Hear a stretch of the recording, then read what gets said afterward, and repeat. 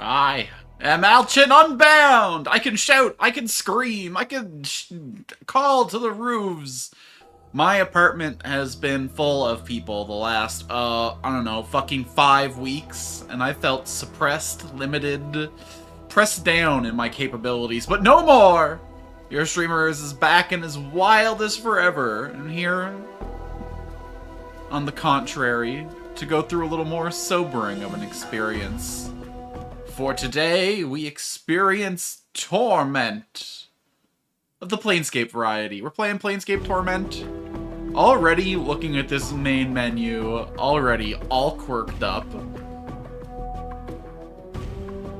We got, it's not just new game, select file. No, it's new life. Select life. Resume life. You think you want settings? I don't know, better alter your senses. And when we're all done, we head into the abyss. They used to have fun with menu design back in... Well, I guess this is the 2017 edition of the game, but hey. I'm sure this is kept from 1999. This looks like the kind of fun they were having back when I was 5. So this is going to be interesting in that for once we're playing a game where I know more about the setting than the game itself. I've played D&D games in the Planescape setting. I've been to Sigil, I've wandered the City of Doors, but this will be my first time doing it in video game form, so it'll be interesting to see how it's put together here. Now, one thing I do know about this game is you don't start with your class and you get your class later.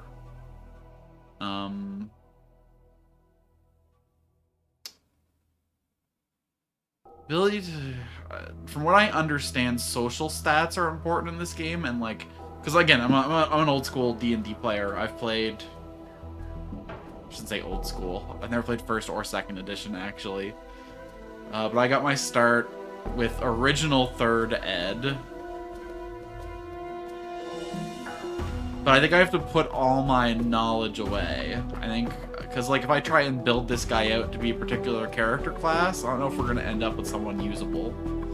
We got Intelligence. The ability score represents your memory, reasoning, deductive skills. The high intelligence helps you regain memories faster, gives you more dialogue options, and aids in your mage skills. Strength allows you to carry or rate, makes your melee attacks more accurate. Wisdom helps you recall memories, it gives you a bonus to experience. Constitution gives you more health, HP, and regeneration.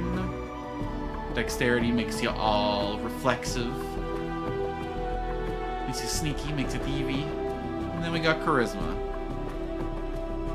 So I think we're gonna play this kind of like... Is it 1-to-1 points? Even all the way up to... Okay, it starts taking 2 when I hit the 16 threshold. No, it's actually 1-to-1 the whole way up. Let's put Charisma to 16, Wisdom to 14, Int to 14. We'll take Strength as our dump stat. Okay.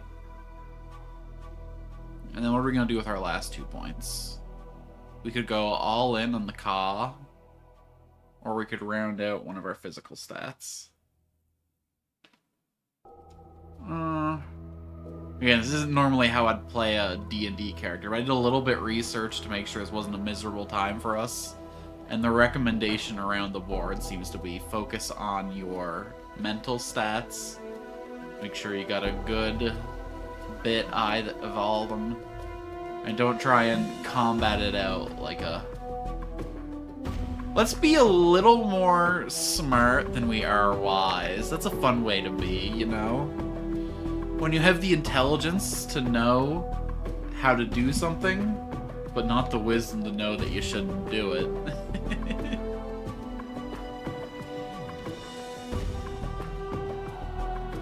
Surely we're not going to regret this.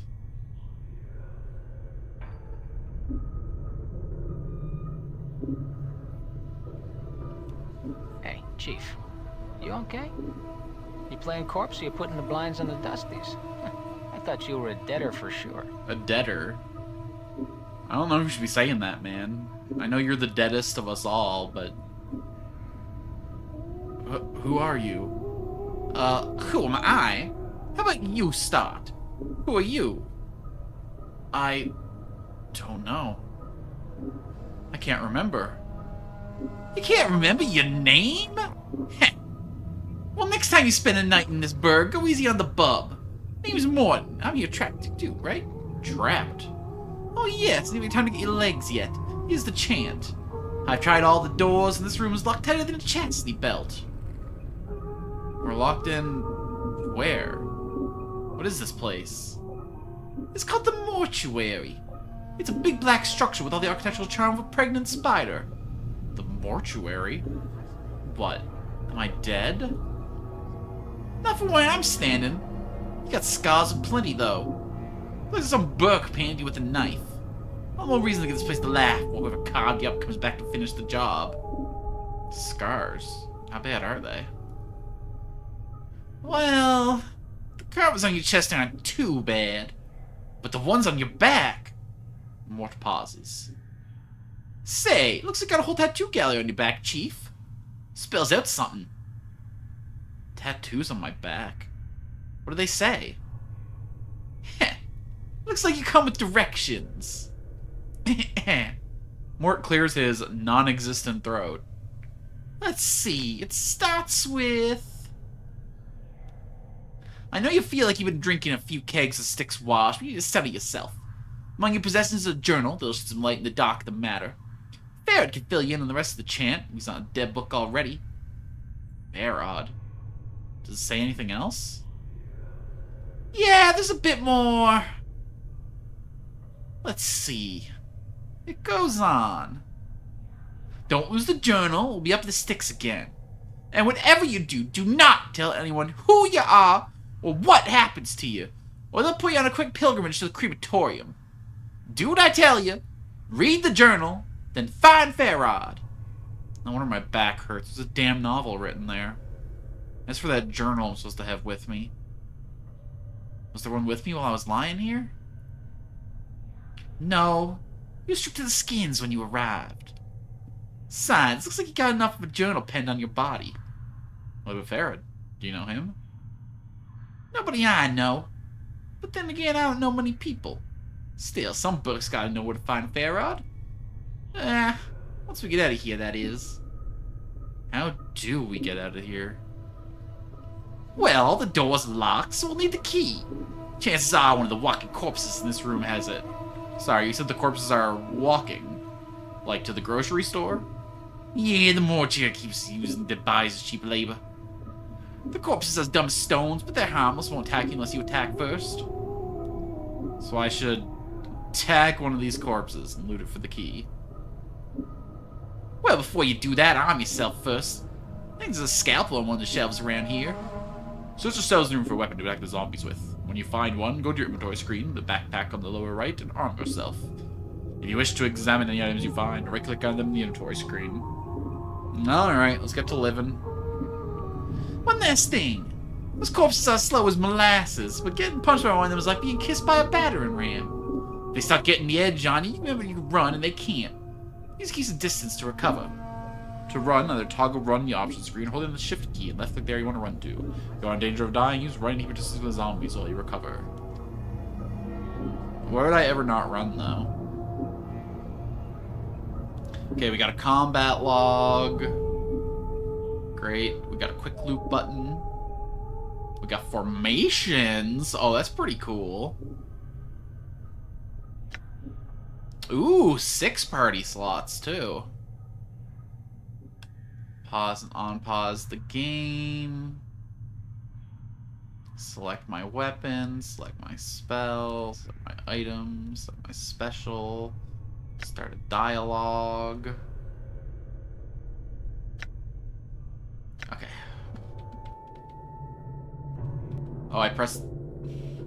I wanted to pan the screen around and I instantly opened my spellcasting menu. What? Alright. Done. Alright, search the shelves for the scalpels. It's gonna be the early days of a CRPG. It's gonna take a minute to get our bearings. Scalpel. Right, you found the scalpel. Now go get those corpses. And don't worry, I'll stay back and provide valuable tactical advice. Like, run? Maybe you could help me, Mort? I will be helping you. Good advice is hard to come by, and I've not gotten any yet. I mean, help in attacking the corpse? Me? I'm a romantic, not a soldier. I just get in the way. When I attack this corpse, you better be right there with me, or you'll be the next thing I plunge this... Ah, no, alright. Some people aren't fighters. I introduce these corpses to the second death, then. Oh, I got an attack move when I press A. S opens my stat menu. D doesn't do anything, because they're hacks and they're frauds. Q for quick save is wild design. Hey, Nico. Alright, let's just see if there's anything over here to loot before we go picking fights the shamblers. Oh, hell yeah. Okay, so now I gotta click the little backpack. He said it was on the bottom right. Here it is.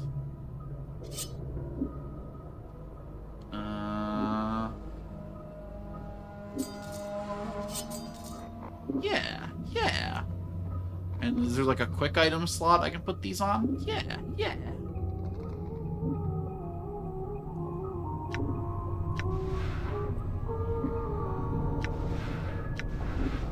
Alright, we're armed and ready.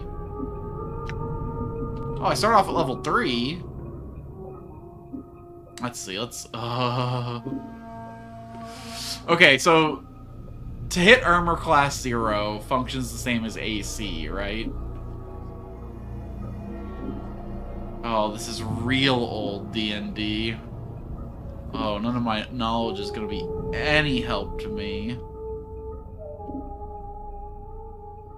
Okay, apparently we are proficient in fists and an edged weapon, and we get 3 other proficiencies that we can pick up. Is that how I should be understanding? Alright. System of rails is running through the whole room. Looks like the slabs in the room can be moved around on these rails. Seems too complicated for little old me. I'm a fighter. I'm just gonna stab a fool.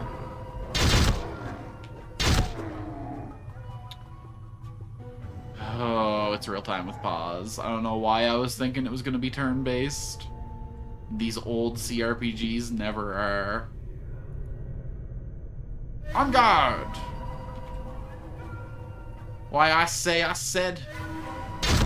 Oh my god, Mort's doing crazy damage. What was he talking about? A romantic. He's out here giving dome. I guess there's nothing more romantic than that, but... Still, it's fucking fierce. He's doing more damage with his neck than I'm doing with this little sticker. Do they all have keys?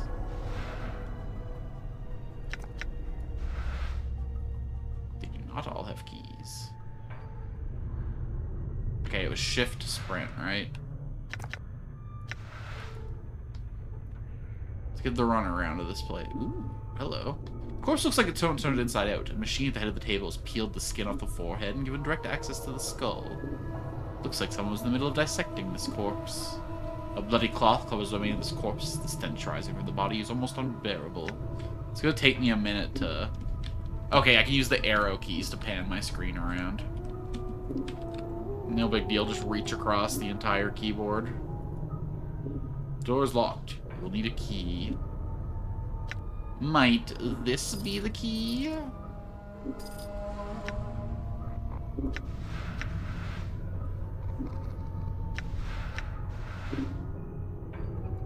Okay, fair enough, I guess. What about over here? Yeah. Well, what if I start a dialogue?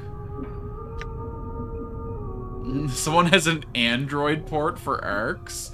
Oh, do you, like, draw the spells on with your finger? That could be kind of fucking cool. Alright, that's the key. Must fit in the lock of the doors in that room. I'll try all the doors, then. I don't know. I don't know if I'm winning. I'm alive. That's something, right? Surely this door will be the one. Are you supposed to be out luxuriating, enjoying the streets, having fine eats. What are you doing coming to give me a silly old visit right now?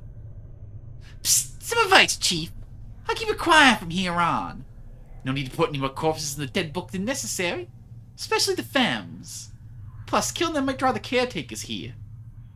You got a lot of weird words in you, Mort. You talked about chastity cages earlier, now you're talking about the femmes. Might you be what they refer to as an incel? I mean, I suppose when you don't have a body, that makes you involuntarily celibate by definition. But, keep on giving that dome, brother. I don't think you mentioned it before. Who are these caretakers? They call themselves the Dustmen. You can't miss them. They have an obsession with black and the rigor mortis of the face. They're an adult bunch of ghoulish death worshippers. They believe everyone should die. Sooner better than later. I'm confused. Why do the Dustmen care if I escape? What, you listening? I said the Dustmen believe everybody's gotta die. Sooner better than later. They think the corpses seen are happier in the dead book than out of it? The reason's on making sure I don't kill any female corpses. Why? What? Are you serious? Look, Chief. These dead chits are the last chance for a couple of hardy bashes like us. We need to be chivalrous. No hacking them up for keys, no lopping off their limbs, things like that. Last chance? What the fuck are you talking about? Chief, they're dead! We're dead! See where I'm going? Eh? Eh? Is it necrophilia if you yourself are a corpse? I mean, you can't be serious. Chief, we'd have got an open line with one of them limping ladies. We've all died at least once, so something to talk about. They'll appreciate men with our kind of death experience. Wait, didn't you say before that I'm not dead? Well, alright. You might not be dead, but I am. From where I'm standing, I wouldn't mind sharing a coffin with some of them fine, sinewy cadavers I see. Mort starts clacking his teeth with anticipation. Of course, the caretakers have to part with them first, and that's not likely. Okay, but like, where the fuck did all these come from? Death visits the plains every day, Chief. These shamblers are those left of the poor sods who sold their bodies to the caretakers after death. Alright, I'll, try and remember that, and by which I mean I am bleaching this conversation from my mind. Look, Chief, it's obvious you're still a little addled after your kiss with death, so I got 2 bits of advice for you. 1, if you got questions, ask me, alright?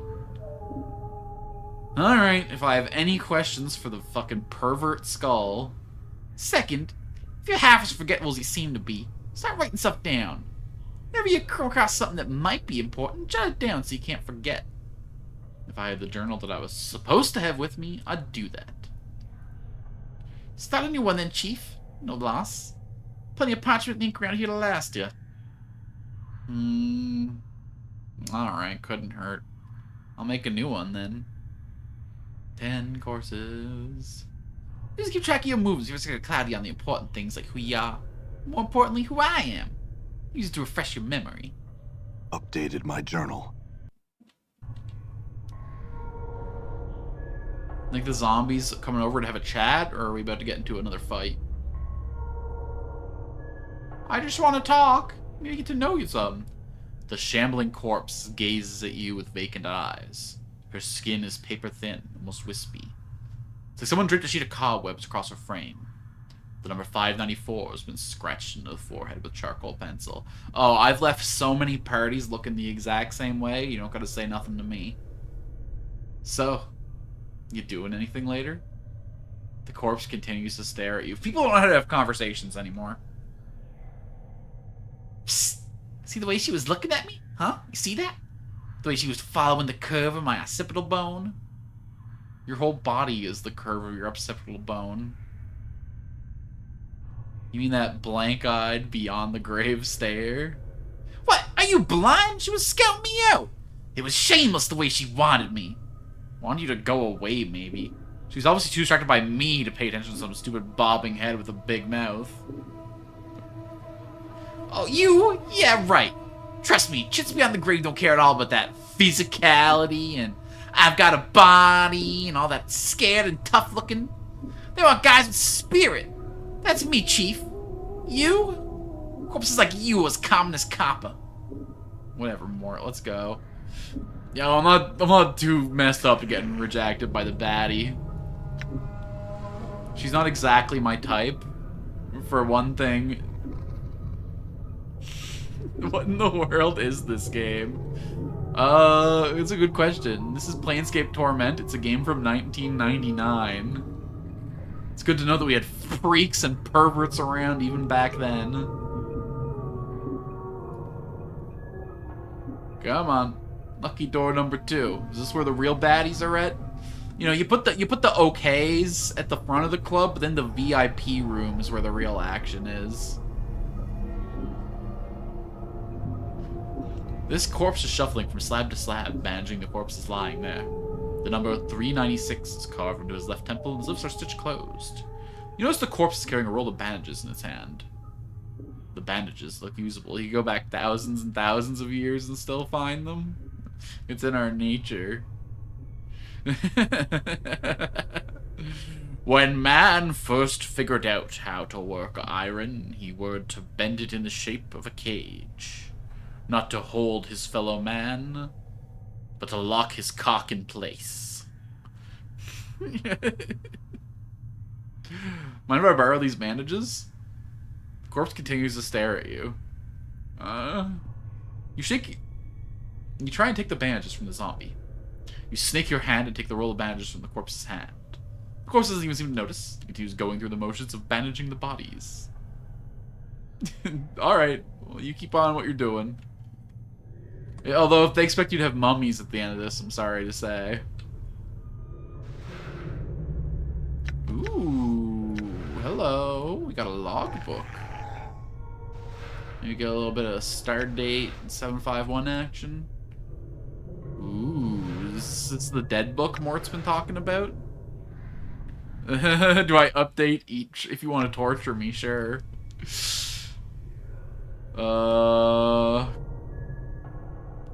Doll? What's going on over here, doll?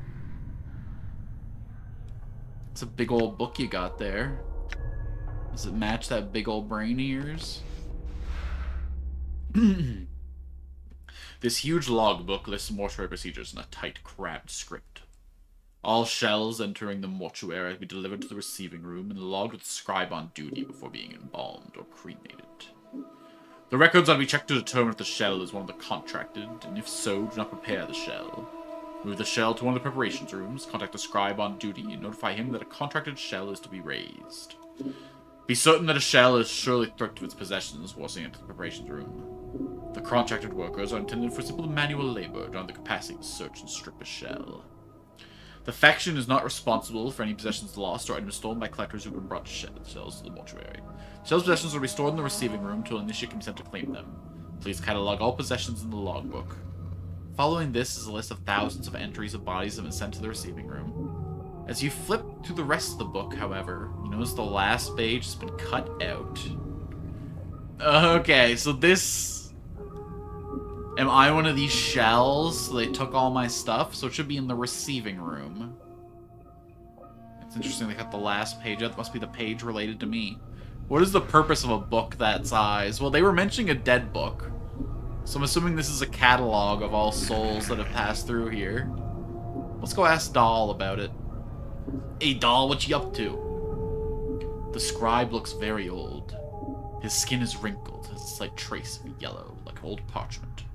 Charcoal gray eyes lie within an angular face, and a large white beard flows down the front of his robes like a waterfall. His breathing is ragged and irregular, but even his occasional coughing is also the scratching of his quill's pen. Greetings. Whoa, Chief, what are you doing? I'm gonna speak with the scribe. I mean, know something about how I got here. Look, rattling your bone box dusty should be the last thing. Before Mort can finish his rant, the scribe begins coughing violently. After a moment or two, the coughing spell dies down, and the scribe's breathing resumes its ragged wheeze. And we especially shouldn't be swapping the chant with sick dusties. Come on, let's leave. The quicker we get in this place, the... Sorry, he uses so much fucking weird slang. And we especially shouldn't be swapping the chant with sick dusties. Come on, let's leave. The quicker we give this place the laugh, the better. Before Mort can finish, the scribe glaze eyes flicker to you. The weight of years hangs heavy upon me, restless one. He places down his quill. But I do not yet count deafness among my ailments. Restless one, do you know me? Know you, There's a trace of bitterness in the scribe's voice as he speaks. I have never known you, restless one. No more than you have known yourself. He is silent for a moment. For you have forgotten, have you not? Who are you exactly? As always the question. And the wrong question as always. He bows slightly, but the movement suddenly sends him into a bed of coughing.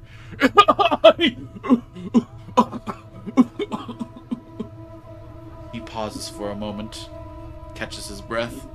I am dull. Even as a gaming chair. Yo, I think he's got that sponsorship, bro? Perhaps you can answer some questions for me, Updated doll. my journal. Very well. What do you wish to know?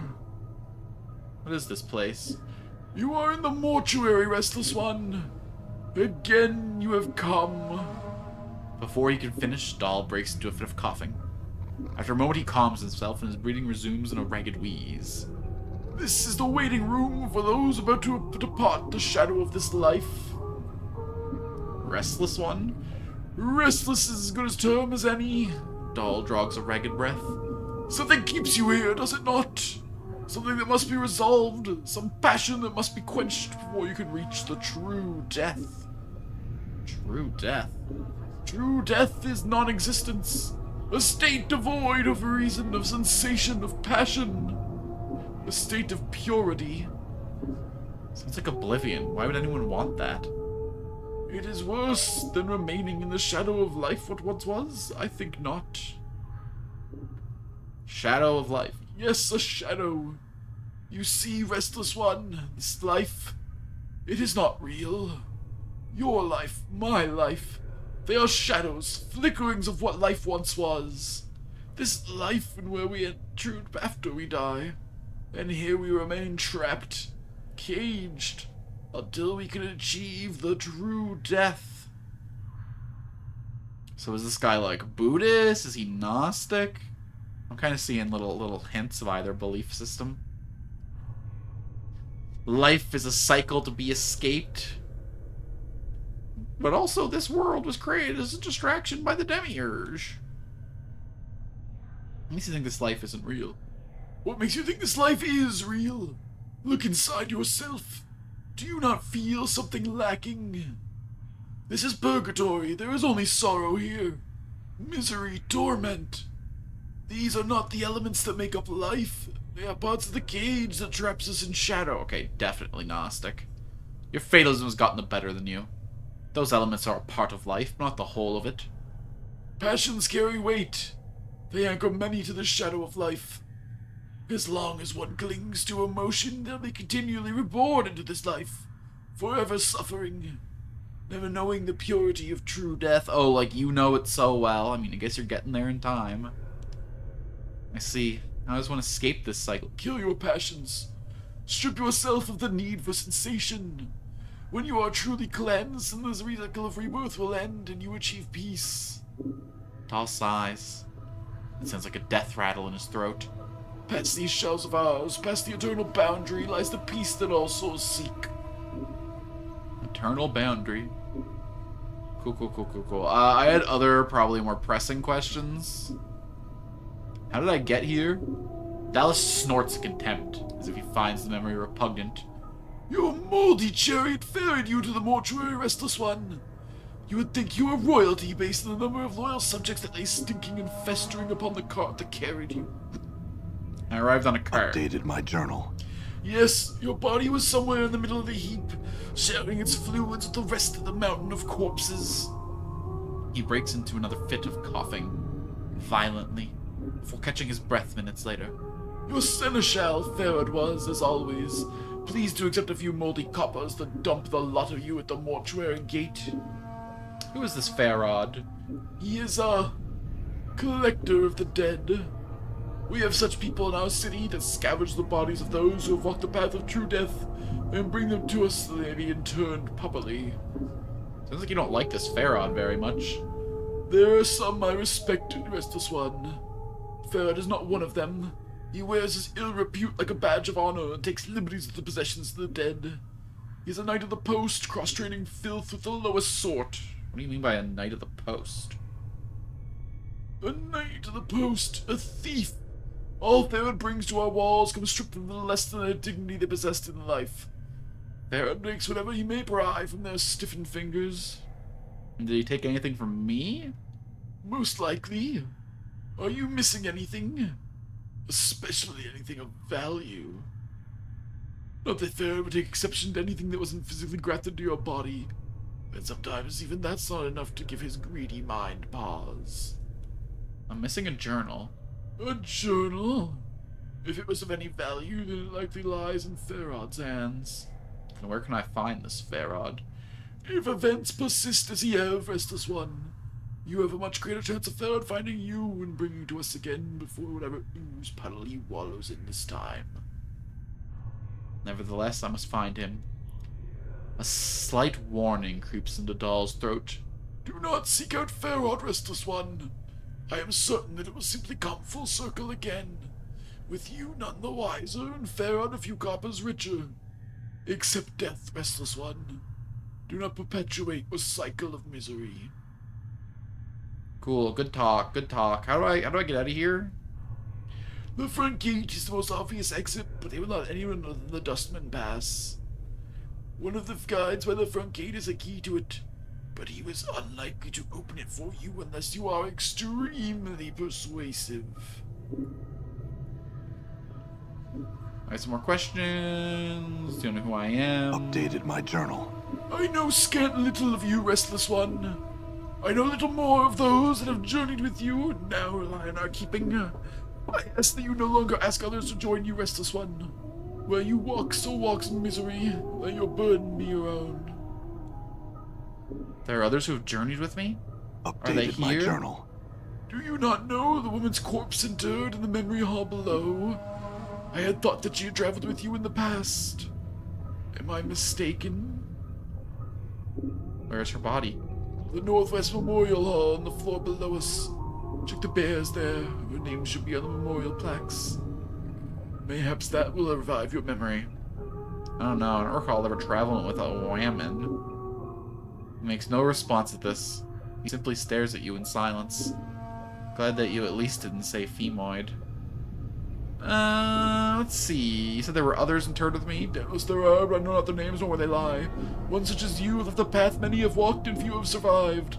All dead come here. Some may have traveled with you once. I find no fault in your reasoning. Other questions, then. You sound ill. Are you not well? I am close now to the true death, Restless One. It will not be long before I pass the eternal boundary and find the peace I have been seeking. I tire of this mortal sphere. The plains hold no more wonders for one such as I. Are you certain? There might be some way I could help you. I do not wish to live forever, nor live again, Restless One. I could not bear it. Alright, what do you do here? I am a scribe, a cataloger of the shells that come to the mortuary. As long as the stream of corpses flows through the mortuary, then I shall remain at my post.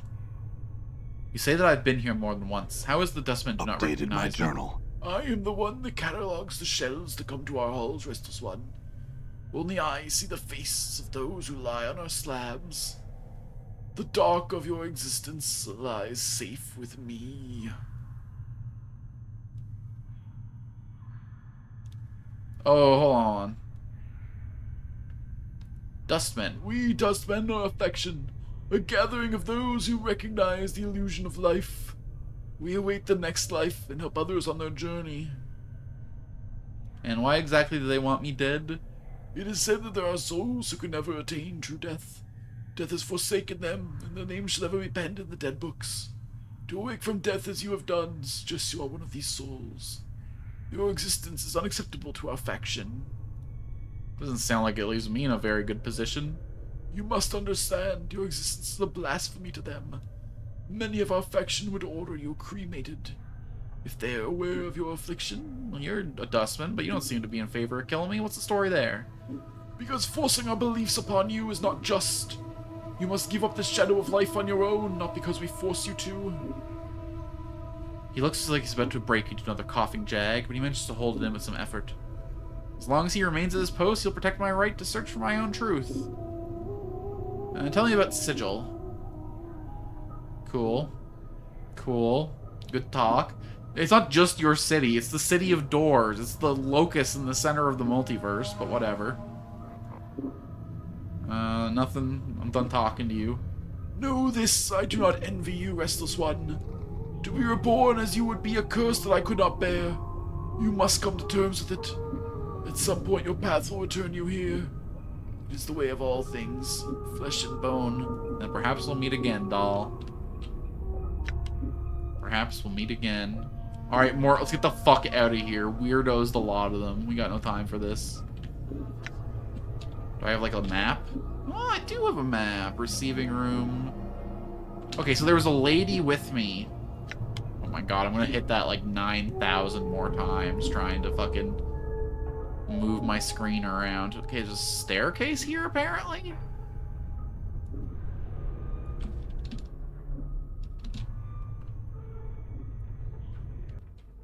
Oh my god. Okay, hold on.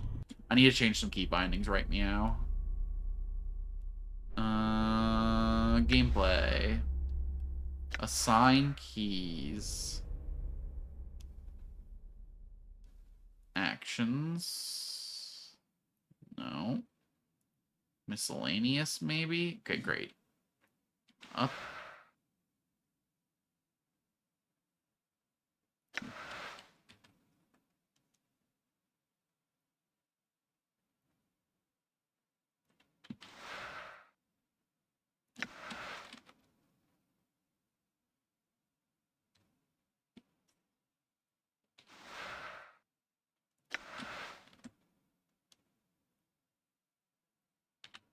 Great.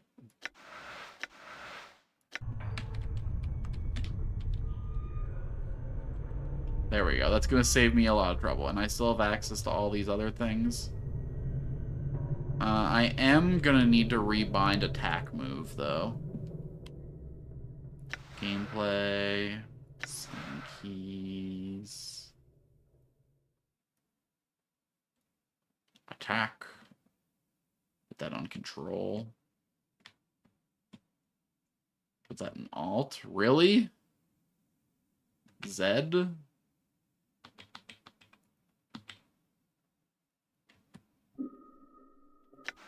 well, whatever. And then we'll turn on always run. Great. Quick little savey save. Okay, so staircase. Staircase. Oh, I guess that these would be the stairs, huh? I don't have keys for them. But there's a lady down there. She might be hot. And also she might know me. But more importantly, she might be hot. I mean, Mort's thirsting for the zombies. Imagine if there was living flesh in front of him, the way he'd lose it.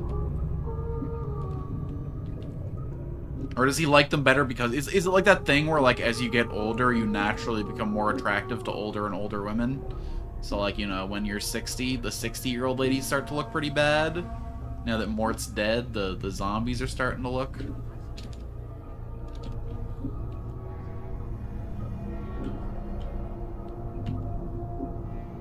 I guess that makes a measure of sense. Good sense. Now let's not go crazy, but some measure of sense.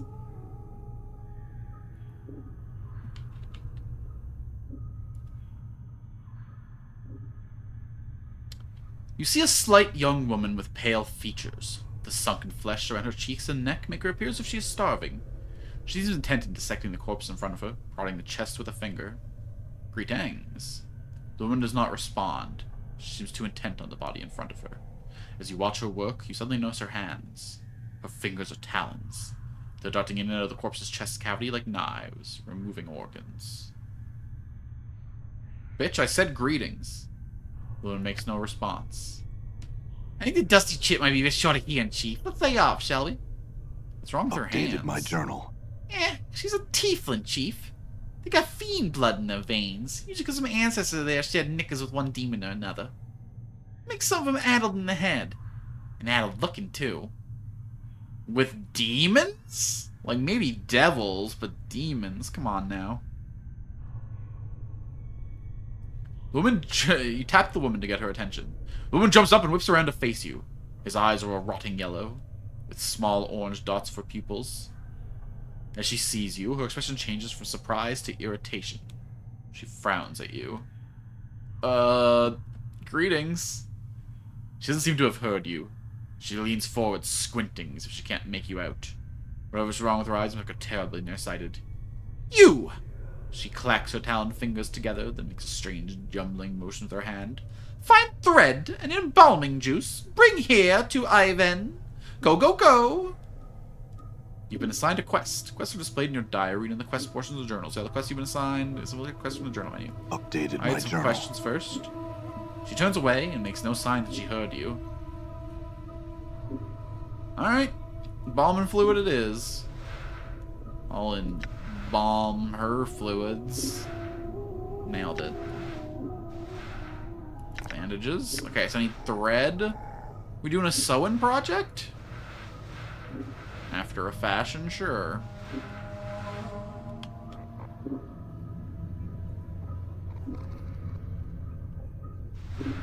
Think these zombies are carrying the threads we need? Or are they threadbare zombies?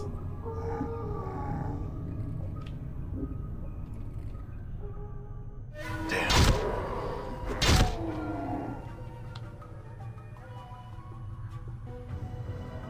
Okay, where was my quick loot button? Quick loot. Listen to you while I'm reading. He's putting a new light on this book. Damn. Just a new little bit of flavor. A new little bit of...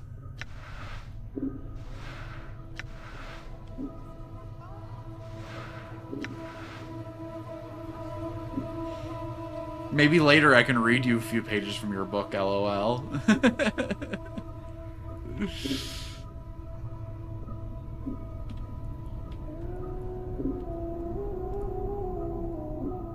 Bet I could find a PDF. I've always wanted to get into recording audiobooks. I thought about doing like a fan reading of Mother of Learning. I captured Zorian's energy fucking perfectly.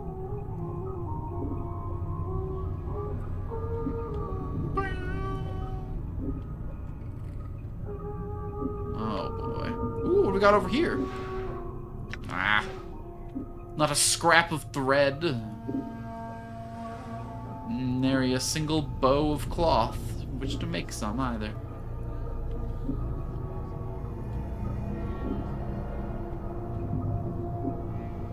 You read me the smut with the voice you use for the skull? And then the count came in with his long prick and gave her the big deep dickin'. One thrust after another. His body quivered with anticipation as she reached up with her long-nailed fingers.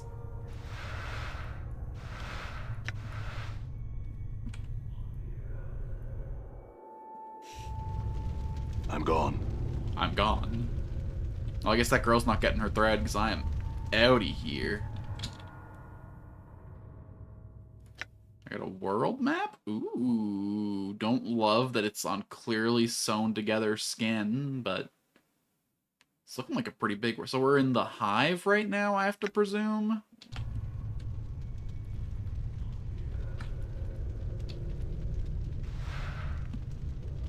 Junk? All that junk inside that cabinet.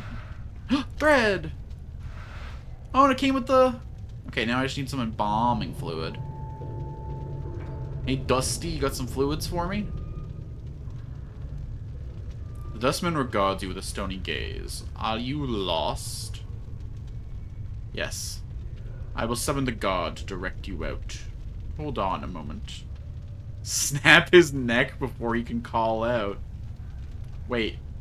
The dustman takes a step back, then claps his hand together sharply 3 times. Once the great iron bell starts tolling throughout the mortuary. Well, shit. Oh, I'm getting fucked up. Mort, get in here, buddy!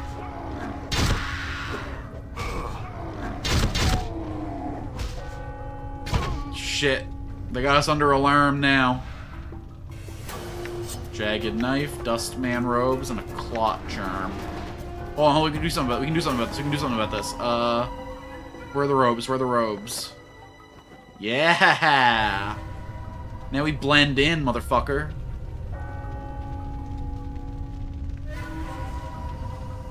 Think it's working? I do not think it's working. Oh fuck, these ones are skeletons. Skeletons are way stronger than zombies. Save me, Morta, save me! I didn't want to skip right to violence. I didn't want to snap the guy's neck, but damn. There's probably carry weight restrictions that I gotta be worried about. But for now, we loot everything. Ooh.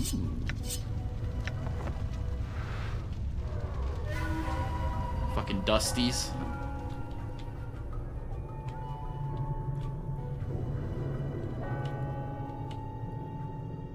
Get me in, get me in, get me in.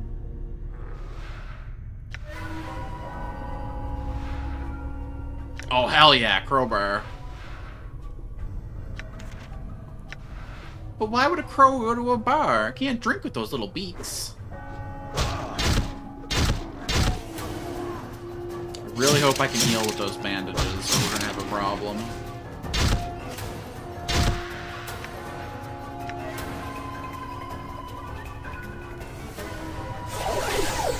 Oh god, 3 HP? Oh, this is gonna be a problem.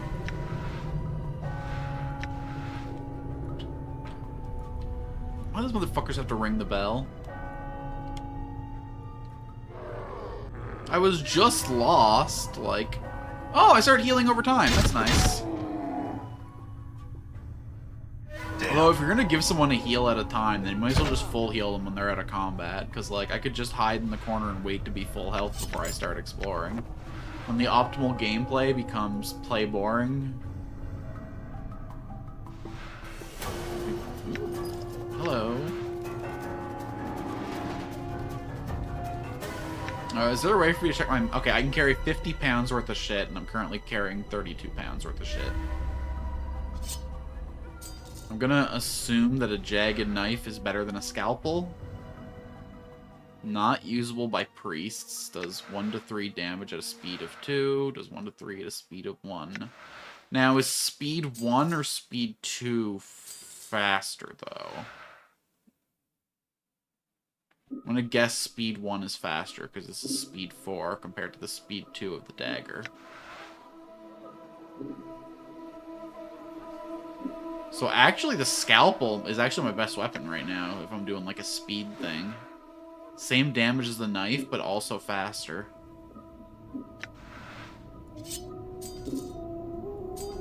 Whereas the pry bar would be my like big damage option.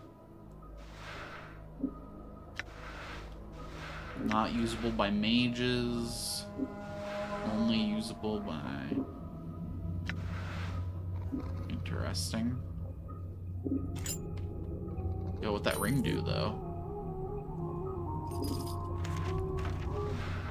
A note written on a scrap of dry parchment. Contact the necromancer responsible for raising contractual worker number 42. I know he's examined the skeletons before, but I'm certain the initial raisings of the body was warped. The worker still responds to commands. When it's completed a task, it resumes pacing in the same circular patterns as it did before. Dahl recently informed me that worker 42 exhibited the same walking pattern when it was a zombie decades ago. There may be a soul echo in the marrow, the skeleton's age may have caused the magic animating him to decay. What the initiates suggested, it may be following an order issued by a high-ranking dustman in the past, but I have found no records of such an order. Whatever the reason for its behavior, the matter is to be resolved with the worker replaced. It's just like your opinion, man. All of my, like, loot goblin instincts are telling me to hold on to all these clubs till I find a shop, but... Ooh. Some coppers. I'm not the kind that would profile the nameless one on the street. The kind I can spend in exchange for goods and services.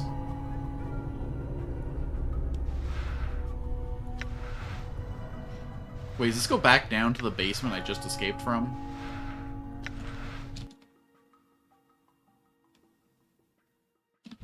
Interesting. I do got a fancier key now, though. Oh. Done. You see that? I'm wearing your guys' clothes. Why are you attacking me? Oh shit, oh shit, oh shit, oh shit, oh shit, oh shit. This guy's fucking me up. This guy's fucking me up real bad. Come on, we can do it. We can do it, Mort. Kick his ass. My inventory's full. First of all, how dare you?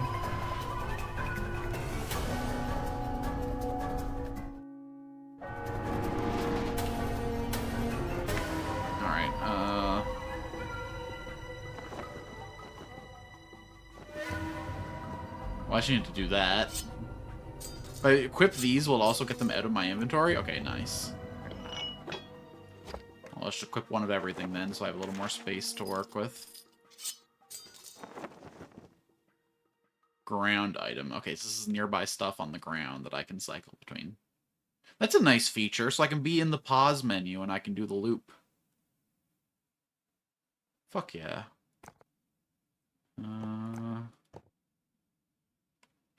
What in the world is a clot charm? Heals 9 hit points. Resistance to slashing attacks, resistance to piercing attacks. This glistening blood drop is as hard and smooth as pearl.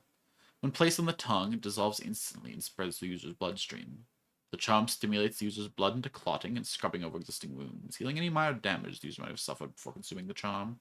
Furthermore, as long as the charm is in effect, the player's blood becomes more aware of new wounds that occur, especially any attacks that draw blood. Turned into lose more resistance to slashing and piercing attacks as their blood clots and scabs over as soon as their flesh is torn. But internal bleeding still rips through, no problem. Let's see how it be. Okay, so we're on the second floor. We're going up when we go up the stairs. We're getting farther away from the exit, so I might as well explore up first before I go deal with all those problems outside. Now, I'm hoping this is a dice roll, and I just... Nope, it always heals 3 hit points, huh? Well... Done.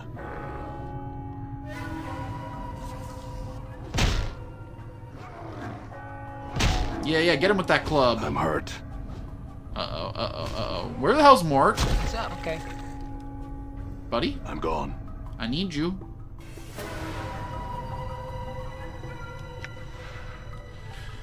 This roll of piece of parchment appears as some sort of message the skeletons in the mortuary are supposed to deliver. This is the third and last request for the pry bar. If it has been misplaced, tell me, and I shall go to the hive market and purchase another. I have no objection to maintaining the contracted workers. I'm trying to repair the skeletons, and the bolts are wedged so tight I can't get them out. Also, some of the locks in the storage cabinets on the 3rd floor have been struck again due to the heat. I need the pry bar to snap them open as well. If the pry bar is indeed lost, I'll have to seek about procuring the services of a locksmith and having the cabinet locks replaced. Your aid in this matter would be appreciated. That's like the hardest thing that a corpo can say to you. That a fucking business boy. Your assistance on this matter would be appreciated. Oh fuck. Oh fuck. He's on a tear.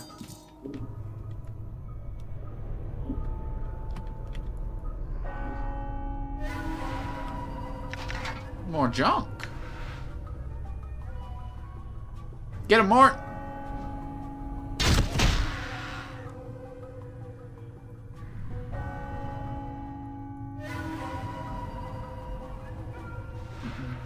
Ooh, wait, what the hell is that? Embalming charm. I would like the contracted workers to be inspected thrice daily at the end of each work shift when the new initiate comes on duty.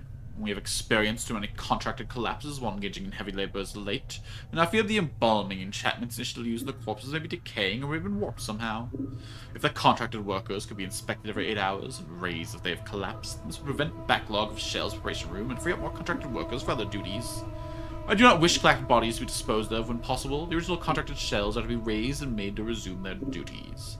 I have included spare embalming charms in the shells for niches on duty. They'll be used only when the shells can be repaired with stitching, embalming, or applications of fluids.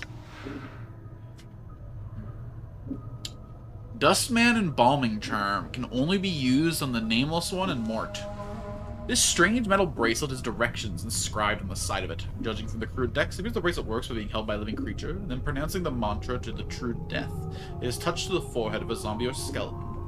When this is done, the minor enchantment held in the item spreads to the corpse, strengthening their bones, killing traces of corpse rot and grave mold, helping to seal minor tears in the skin. Note, this item will only work on either you or Mort, so place your items slot and use in the menu and Mort used on you in order to take effect. When cast, the target gains +2 to 8 temporary hit points, so 2d4 temporary HP, as well as a +1 AC bonus for a half hour. The extra hit points to kill the target if he's less than half of max. I'll give him the bonus hit points for... Okay. Cool. Okay, so this is basically just a heal for either me or for the undead party members, I suppose. Yeah. Huh? Oh, does Mort have his own little... Oh. Now, if I wanted to cycle through characters, I just click down here. Okay. Oh, he's got a whole extra inventory, too. Wait, so can I just, like... Cool. In that case, then, we're gonna give these to Mort. He'll put them on his toolbar. Okay, I was really worried about how small the inventory is, but if we're getting 6 characters worth of this, then we can work with it no problem. I wonder if I need to worry about...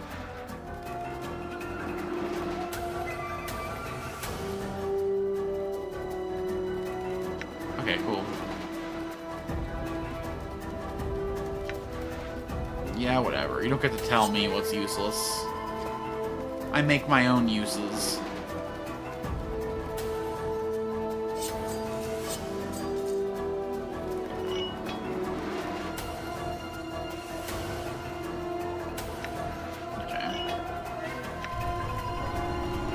Why are you guys giving me, like, the serious epic music or whatever? Sure, why not? Sure, why not? Done. Done. Give me.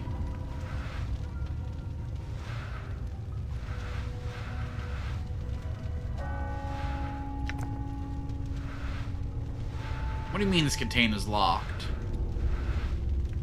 It's a fucking table. Can I not smash it with the pry bar?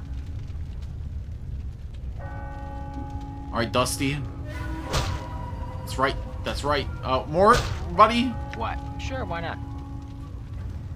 I'm gone. Gotta make sure I highlight everybody. If I only have one character selected, and I get myself into a bad situation. Ooh. I like it when they make it dirty. Done. Done.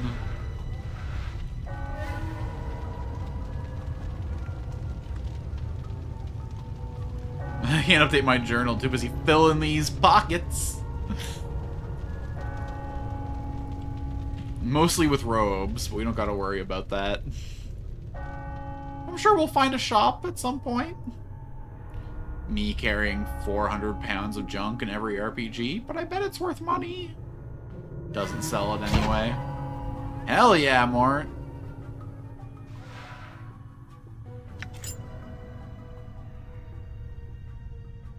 Okay, we have enough daggers. We gotta chill a little bit at some point. Although Mort doesn't have any daggers.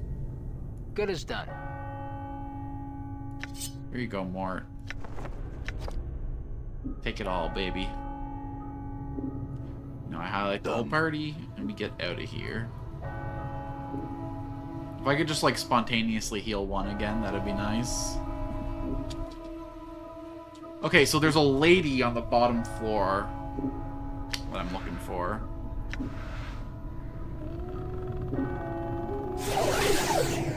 Do 2 of those right quick before we go in there. There's gonna be a guy waiting for us right at the bottom of the stairs. He ain't that tough, but... Hey, Mort, buddy. We gonna hit this guy, or...?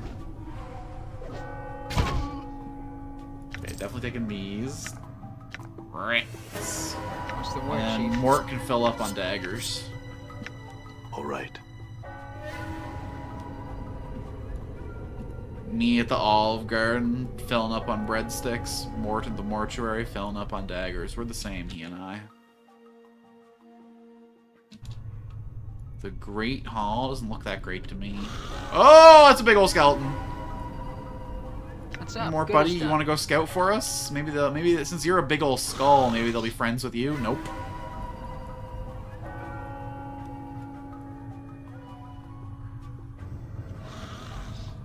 Damn it.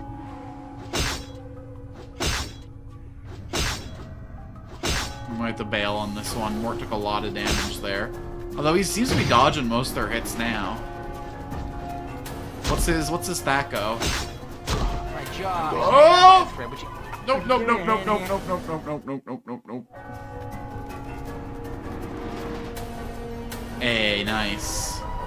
You were fine until very suddenly you weren't. Oh my god, look at the art for him when he's all jacked up like that, though. Morta, you darkened a little bit. Everything okay there?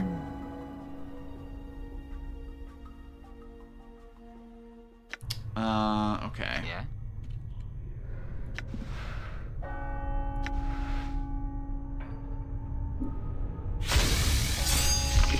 Nice. Okay, so hopefully those skeletons went back into their little hole. Nope! I'm gone. Well...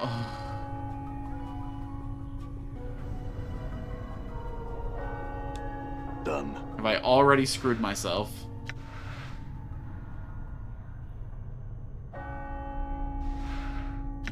When was my... Okay, hold on. It's been more than a minute since my last save, but, what's this little symbol right here mean?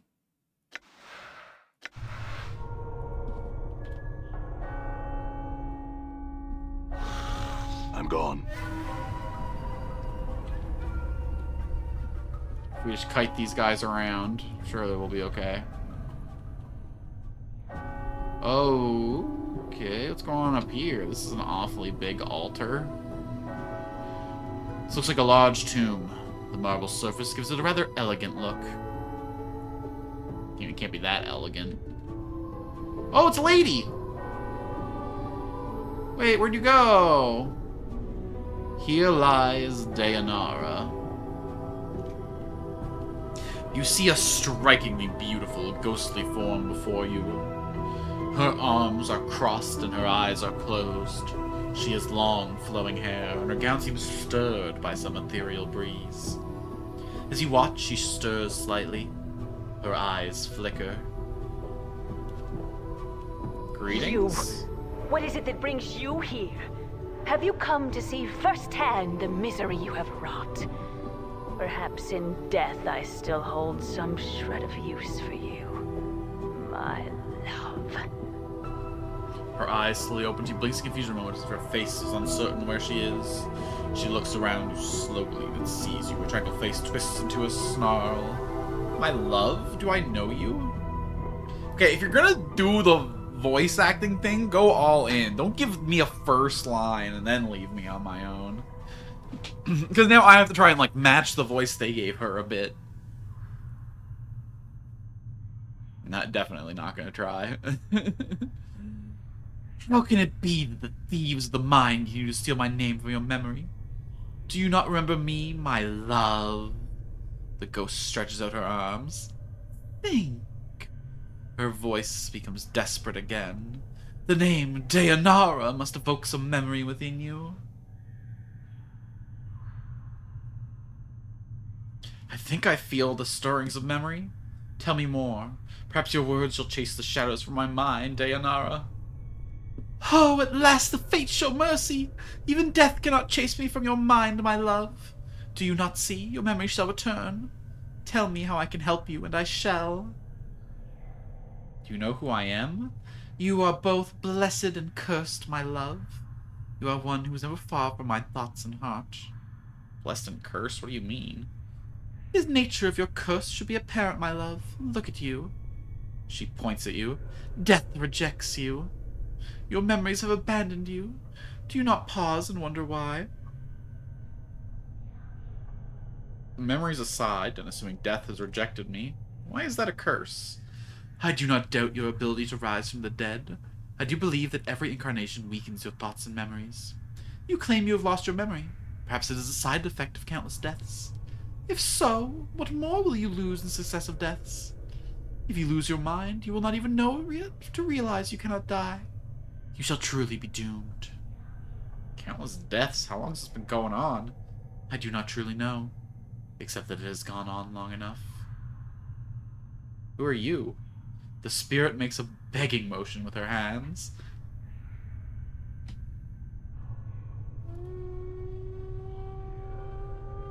Where am I? Where are you? Why, you are here with me, my love. As in the time when life and as in the times when life was something both of us shared. Now it is the eternal boundary that separates us. I need to escape this place. Can you help me?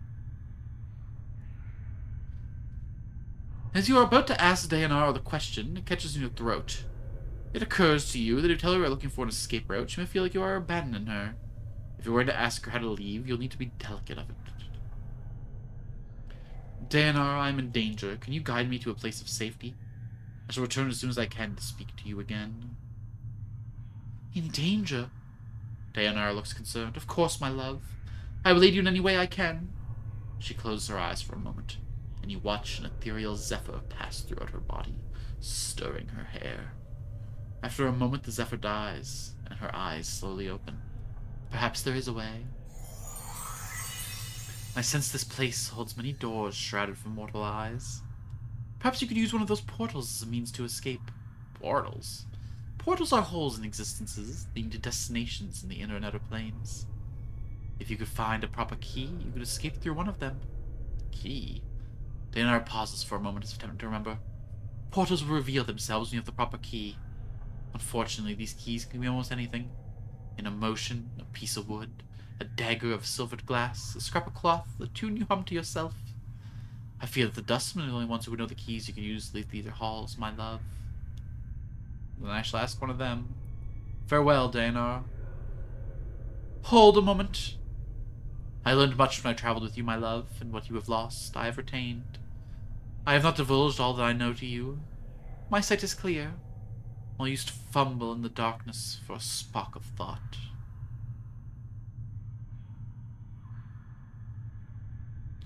And what is it your sight sees that I do not? Time itself relaxes its hold as the chill of oblivion slowly claims us, my love. Glimpses of things yet to come swarm across my vision. I see you, my love. I see you as you are now, and... What is it? What do you see? I see what lies ahead for you.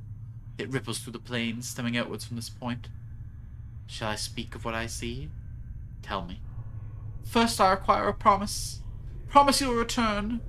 That you will find some means to save me. Or join me.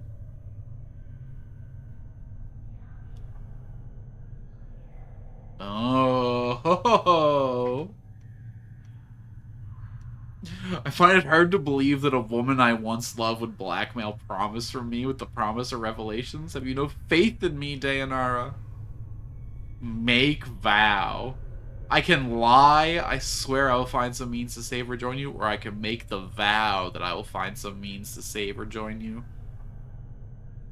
I mean, join doesn't sound like a very good deal to me. Have you no faith in me, Dayanara? Dayanara looks taken aback, and her tone changes, her voice becoming almost pleading. I do not mean to extract a vow from you, my love. Just I've waited so long for you to join me beyond the... If you do not mean to extract a vow from me, Daenar, then do not do so. Now tell your vision, and we'll speak no more of vows and promises. Oh, man. That was the wrong choice. Oh. I think I broke her damn heart. And it's been buried for years. She looks as if she wants to say something, then sighs in defeat. Very well, my love. As before, I shall place my trust in you. She closes her eyes. This is what my eyes see, my love. Unfettered by the shackles of time. You shall meet enemies 3, but none more dangerous than yourself in your full glory. They are shades of evil, of good, and of neutrality, given life and twisted by the laws of the planes. You shall come to a prison built of regrets and sorrow, where the shadows themselves have gone mad. There you will be asked to make a terrible sacrifice, my love. For the matter to be laid to rest, you must destroy that which keeps you alive, and be immortal no longer. It sounds to me like you're leading me towards keeping that promise anyway. Destroy what keeps me alive. I know that you must die, while you still can. The circle must come to a close, my love. You were not meant for this life. You must find that which was taken from you and travel beyond, into the lands of the dead. Die while I still Updated my can. journal. I do not doubt your ability to rise from the dead. I do believe that every incarnation weakens your thoughts and memories. Oh. I shall Farewell. wait for you in death's halls, my love. She smiles. There is only sadness in it. She closes her eyes, and with an ethereal whisper, she fades. You back with me, Chief? You kind of drifted out on me there. I'm fine. Do you know who that spirit was? Eh? Spirit? That specter I was talking to, the woman.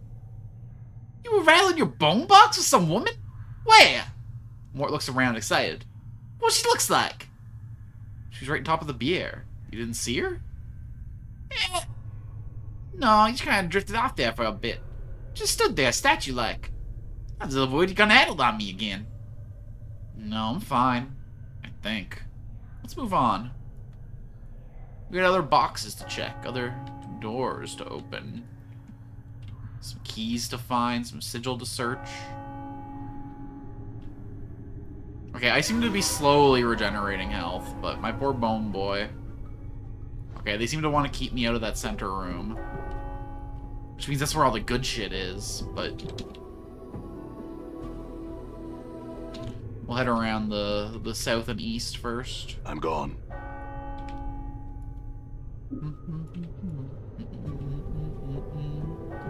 This is one hell of a JRPG body. We got the immortal fighter and the fucking sassy skull sidekick. Okay, well I guess my best bet is actually to fight that one guy in the center then, rather than the two guys down at the bottom, huh?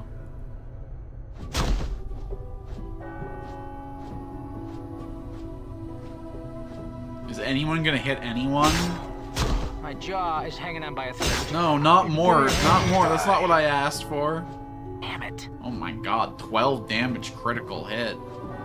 Huh? Here, Mort, why don't you extricate your... Oh. I'm hurt. Don't let it end like this. Oh, feel all stiff.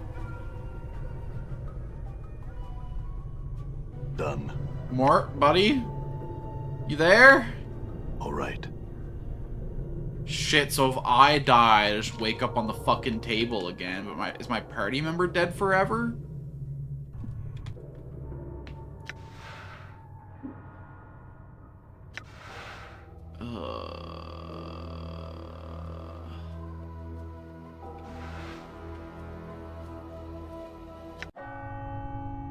All right.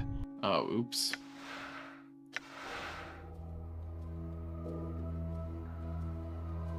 I mean, I guess that's fine, but fuck. Done. Okay, we're gonna have to zip through that conversation again right quick. Oh, my love. I guess I could just outrun all the skeletons, huh? Here lies Dayanara. Greetings. What is it that brings you I love here? you. Have you come to see firsthand the I misery think I you feel have the wrought? stirrings. Do you know who Perhaps I am? in death I Blessed and still cursed. hold some shred of Memories use for you. aside, countless I deaths. I had other questions. Who are you? I feel the stirrings. Can you tell me where I am? Eternal boundary. And there's some other questions. I need to escape this place. Dayanara, yes. Portals. Key. Some other questions. Need to escape this place. I'm in danger. Farewell. What is it that your sight sees? What do you see? Tell me. I find it hard to believe. This is what my eye. You shall meet. You shall come. I know. Updated that you my must journal. Die. I shall wait for you in death's halls, my love.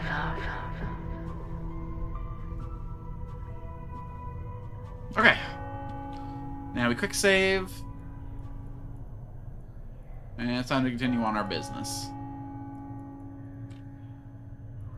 Our business apparently being running the fuck away from skeletons.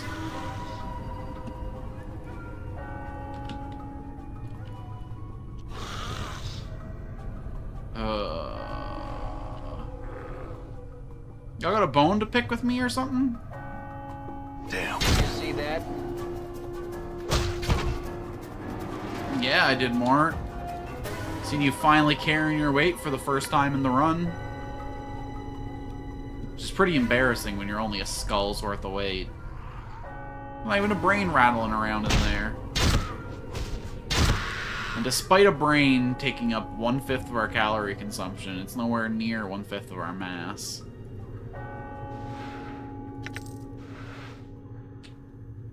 Sorry, is my inventory too full to carry money?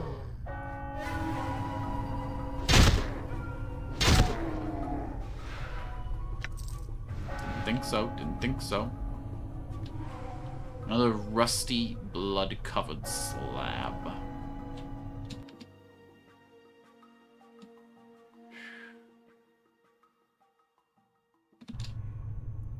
I have to go through that central chamber again, I suppose. Man, putting these fucking big old skeletons here was fucking rude.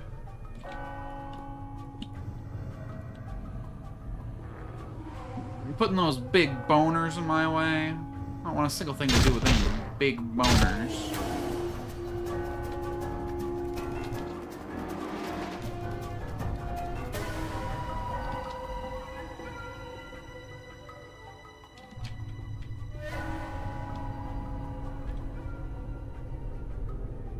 Looks like a large tomb. The marble surface gives it a rather elegant look. The plaque on this bier is blank. Oh, is this one supposed to be mine? There's no name to put on the tomb. Maybe they just haven't, like, found the person that's fit for it yet. Okay, so there could potentially be an exit over. In fact, there's almost definitely an exit over here.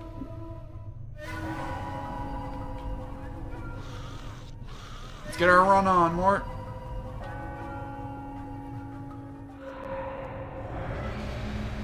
What? I probably don't need to be worried about that. That stuff is behind me now. Who cares? We're looking onward into our future.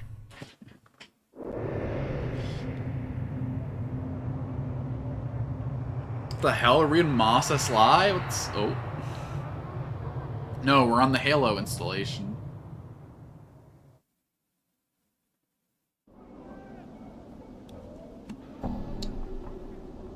We chill?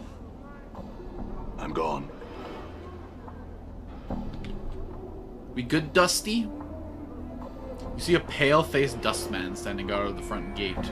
He's staring off across the city rooftops with a distant expression. As you approach, he turns to face you. And some questions. I'm looking for someone named Farod. Do you know where he might be Updated found? my journal. Farod is a collector. The man studies you for a moment. If you'd wish to know more of him, I'm told the initiate Emmerich in the Gathering Dust Bar also seeks him. It may be that he can help you. Where is this bar? As one leaves the mortuary front gate, head south and west. It lies past the memorial. What was your purpose in the mortuary? Ah! Here to pay my respects to Dayanara, woman in the Northwest Memorial Hall. Oh, neat.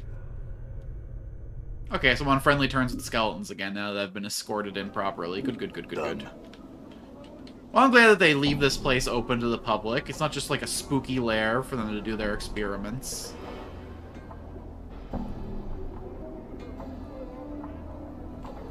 You just explore the map a little bit. Peel back the fog of war.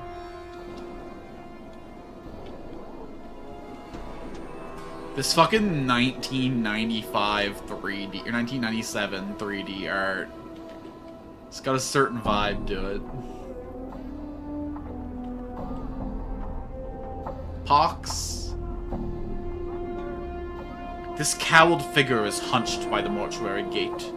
His face is obscured by the shadow of his hood. What little you can see is his chin, which is covered with stubble and appears to have a foul green and purple rash. The rash seems heaviest around his neck, fading as it crawls up to his chin. Greetings. The figure doesn't budge. There's a moment of silence. Then he responds in a high-pitched voice and is more suited to a girl of 10 years rather than a man. Hi. Who are you? Pox am I. Hi. Pox. Mother and father named me. Wish Pox on firstborn. A curse given, come true, it did. Hi. Again, your eyes are drawn to the purple screen rash covering Pox's chin and neck. Do you know someone named Farod? Huh? Farod, collector. Big name, his weight. Cast long shadow, it does. Hi. Collector? Hi, collector. Gathers debtors. Brings in a dustbin for Jink. The armor might find him? Hi, he lives in the hive here. Somewheres, hi. Can you be more specific? Hi, somewheres in the hive he is. Farod hide he does. Very hard finding he is. Not worth finding he is. Not worth finding? What do you mean? Hi, many hates him. Other collectors even. Sharegrave hates him. Not like Farod at all, hi. Sharegrave? Hi, Sharegrave big name.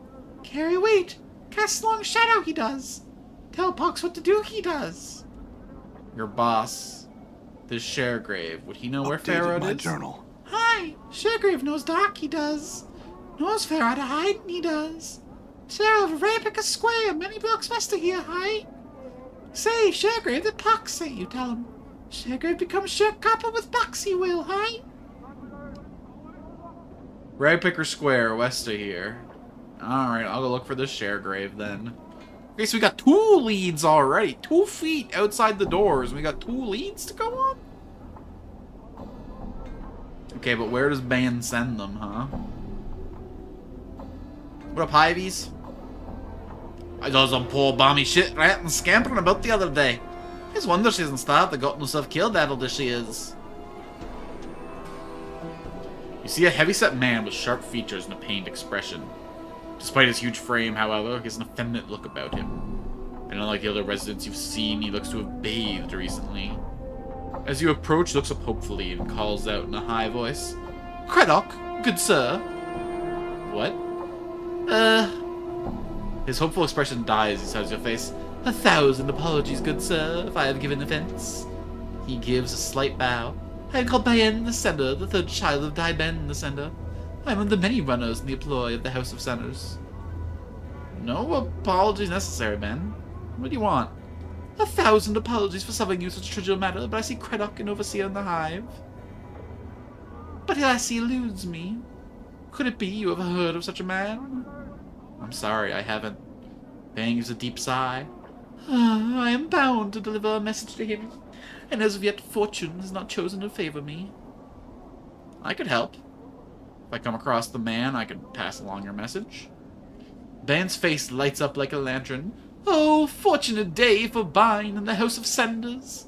Any assistance you could provide would be most welcomed. If you can find this Craddock and pass along the message, I shall see to it that you are paid for your troubles. Alright, what's the message?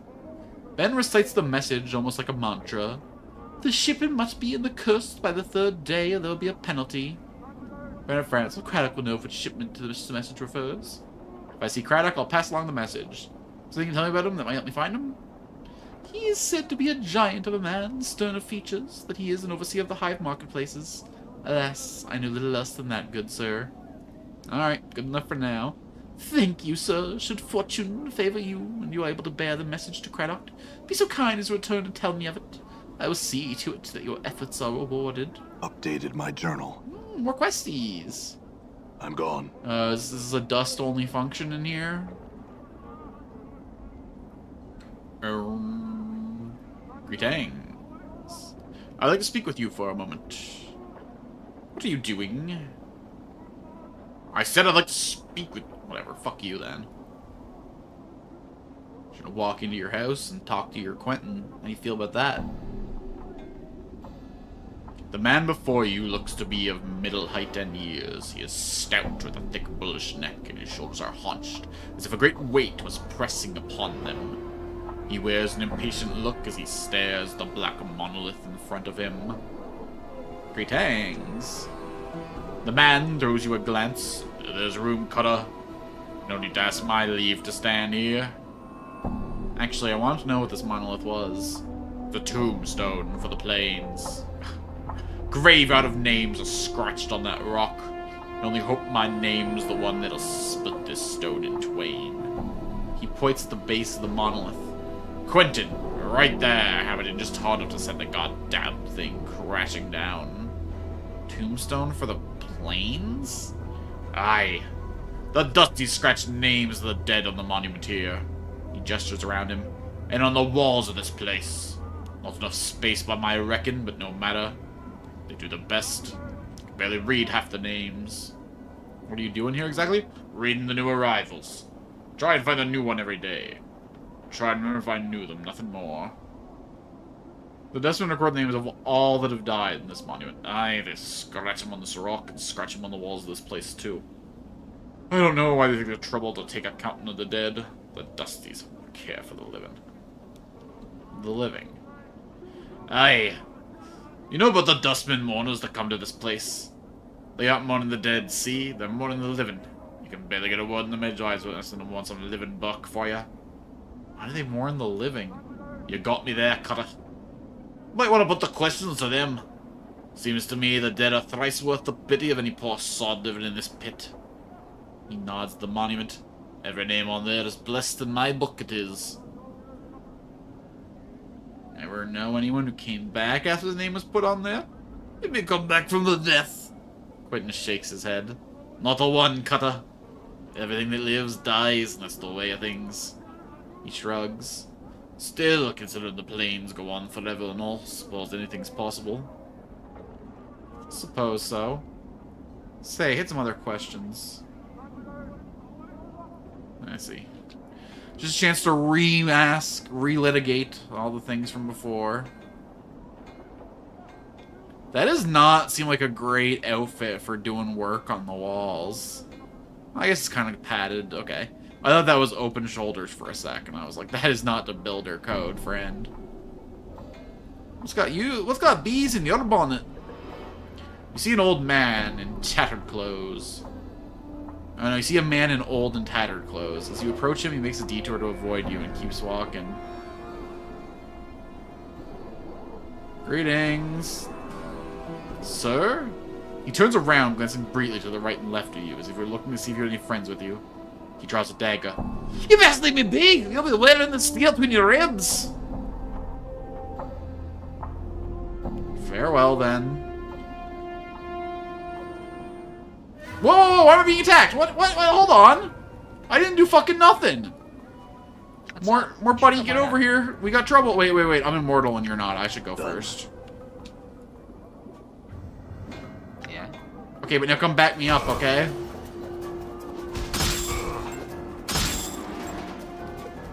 Coward, get back here!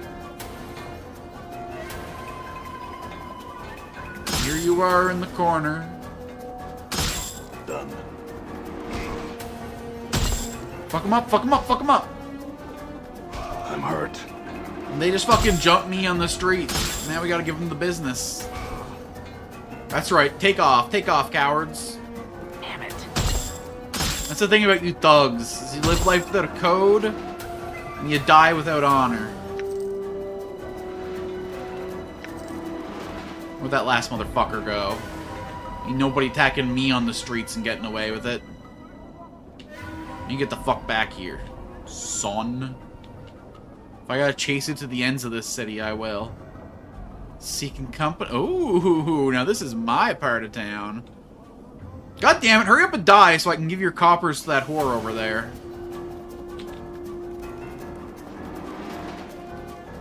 Oh, actually, this one way here is a little more my...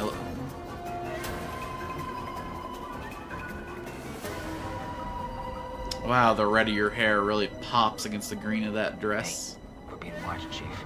Oh, I hope I'm being watched. That makes it better for me. Casual. Yeah, real cash-like. Wanna make some fuck?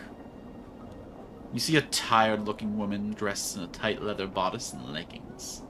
The odor of cheap perfume surrounds her like a cloud, and her face is covered with a mask of crude makeup. She smiles as she sees you. Why don't you stay and chat with me a bit, love? The woman looks coyly at you. Now you look like the bee of blood who's lost something. Mayhaps I can help you find it, Cutter? She smiles slightly. Oh? What good fortune! We probably lost what we're looking for back at your kit, miss. What good fortune! We probably lost what you're looking for back at your kit, miss.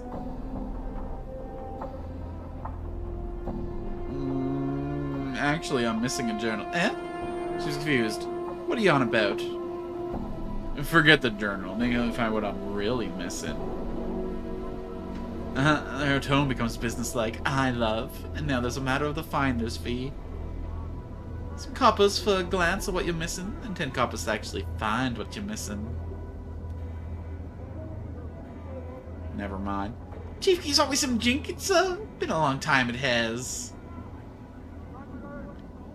I'm not even gonna ask what you intend to accomplish. How you intend to accomplish this?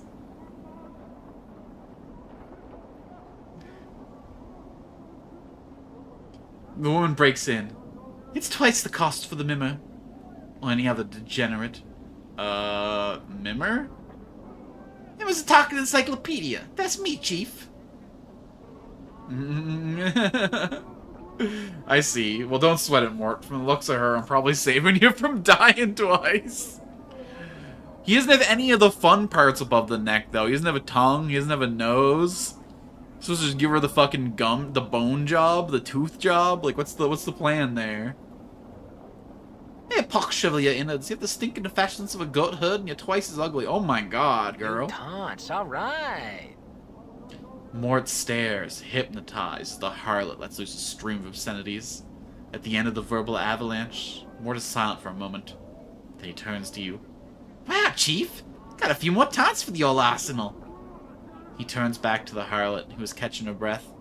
I'm also in love. Cool your heels here, Cutter.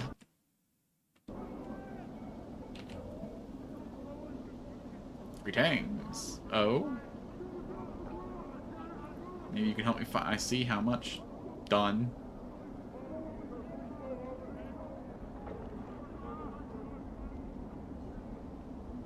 I had some questions for you, well, now that I can concentrate. Well, friend, I'm not a tout, unless you got some jink to pay for my time. I can pay you how much? For a handsome basher like yourself? 3 coppers will be enough to loosen my tongue. Questions of a deeper chant will cost you more, though. Sounds fair, here's 3 commons.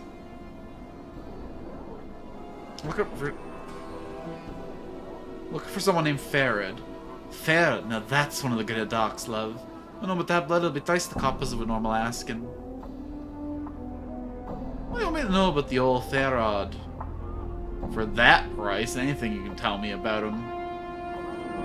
Chances he's a collector's boss. There's a whole bunch of bloods in the shadow. Where can I find him? No one knows for sure. If I was just to place love, I'd say the Ragpicker Square. Ragpicker Square? I was gonna reload the save out. I did not expect to get 250 experience points for buying a whore. But how much have I spent on this? I've spent 22 so far. Out of my total of 36. Yikes. What's a collector? You know, them sods will pick up dentists for Jenka. Sorry, lot. Gather bodies. Why? Because they don't got the looks to do what I do. Fair enough. You think I have the looks to do what you do? Damn. Ooh. Oh my god. And the street's just covered in working girls. I guess it's a working city. To the Alley of Dangerous Angles.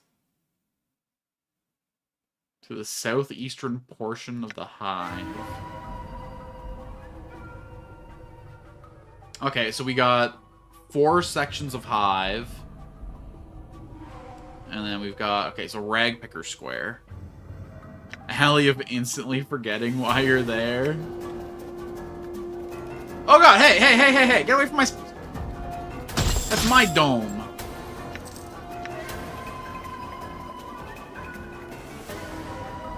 Guy can't walk to the edge of the map without getting jumped by who knows how many fuckers. The post. This filthy looking corpse is in sad shape. Its shoulders are slumped and one of its legs is broken, causing it to lean to one side. Stains cover it from head to toe. Judging from the smell and the texture, the stain runs from rotten fruit to mud and bird droppings. To add to the indignity, graffiti has been carved into its body. Several noses have been nailed to its chest, back, and head. I thought I was in bad shape. Don't all those nails hurt? The corpse makes no response. Examine the graffiti and notices. A number of the leaflets have been ruined by rain, but some of them are still legible. One tacked to his back is from something called the the Office of Vermin and Disease Control. The one on his forehead looks like a bill of fare from a restaurant. One on his chest looks like an official notice. Another one appears to be some sort of wanted ad. Alright, well, tell me about the wanted ad. We got any jobs for me? Wanted. Able-bodied person willing to investigate a matter of utmost importance to the Dustman cause. Will offer suitable compensation upon successful completion of said task. Interested parties inquire with Initiate Norgaja, Gathering Dust Bar. What about the other notices? Office of Vermin and Disease Control. To the hive citizens wishing gainful employ with the most honorable and generous sigil government, inquire forthwith at the Office of Vermin and Disease Control to help stem a plague of brain rats. Bounties paid! A copper given for each rat tail brought. Tails be genuine and from rat only. No cat, dog, or fiend tail accepted.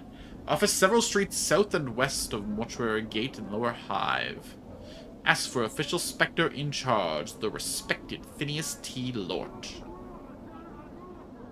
What else we got? Bill of Fare.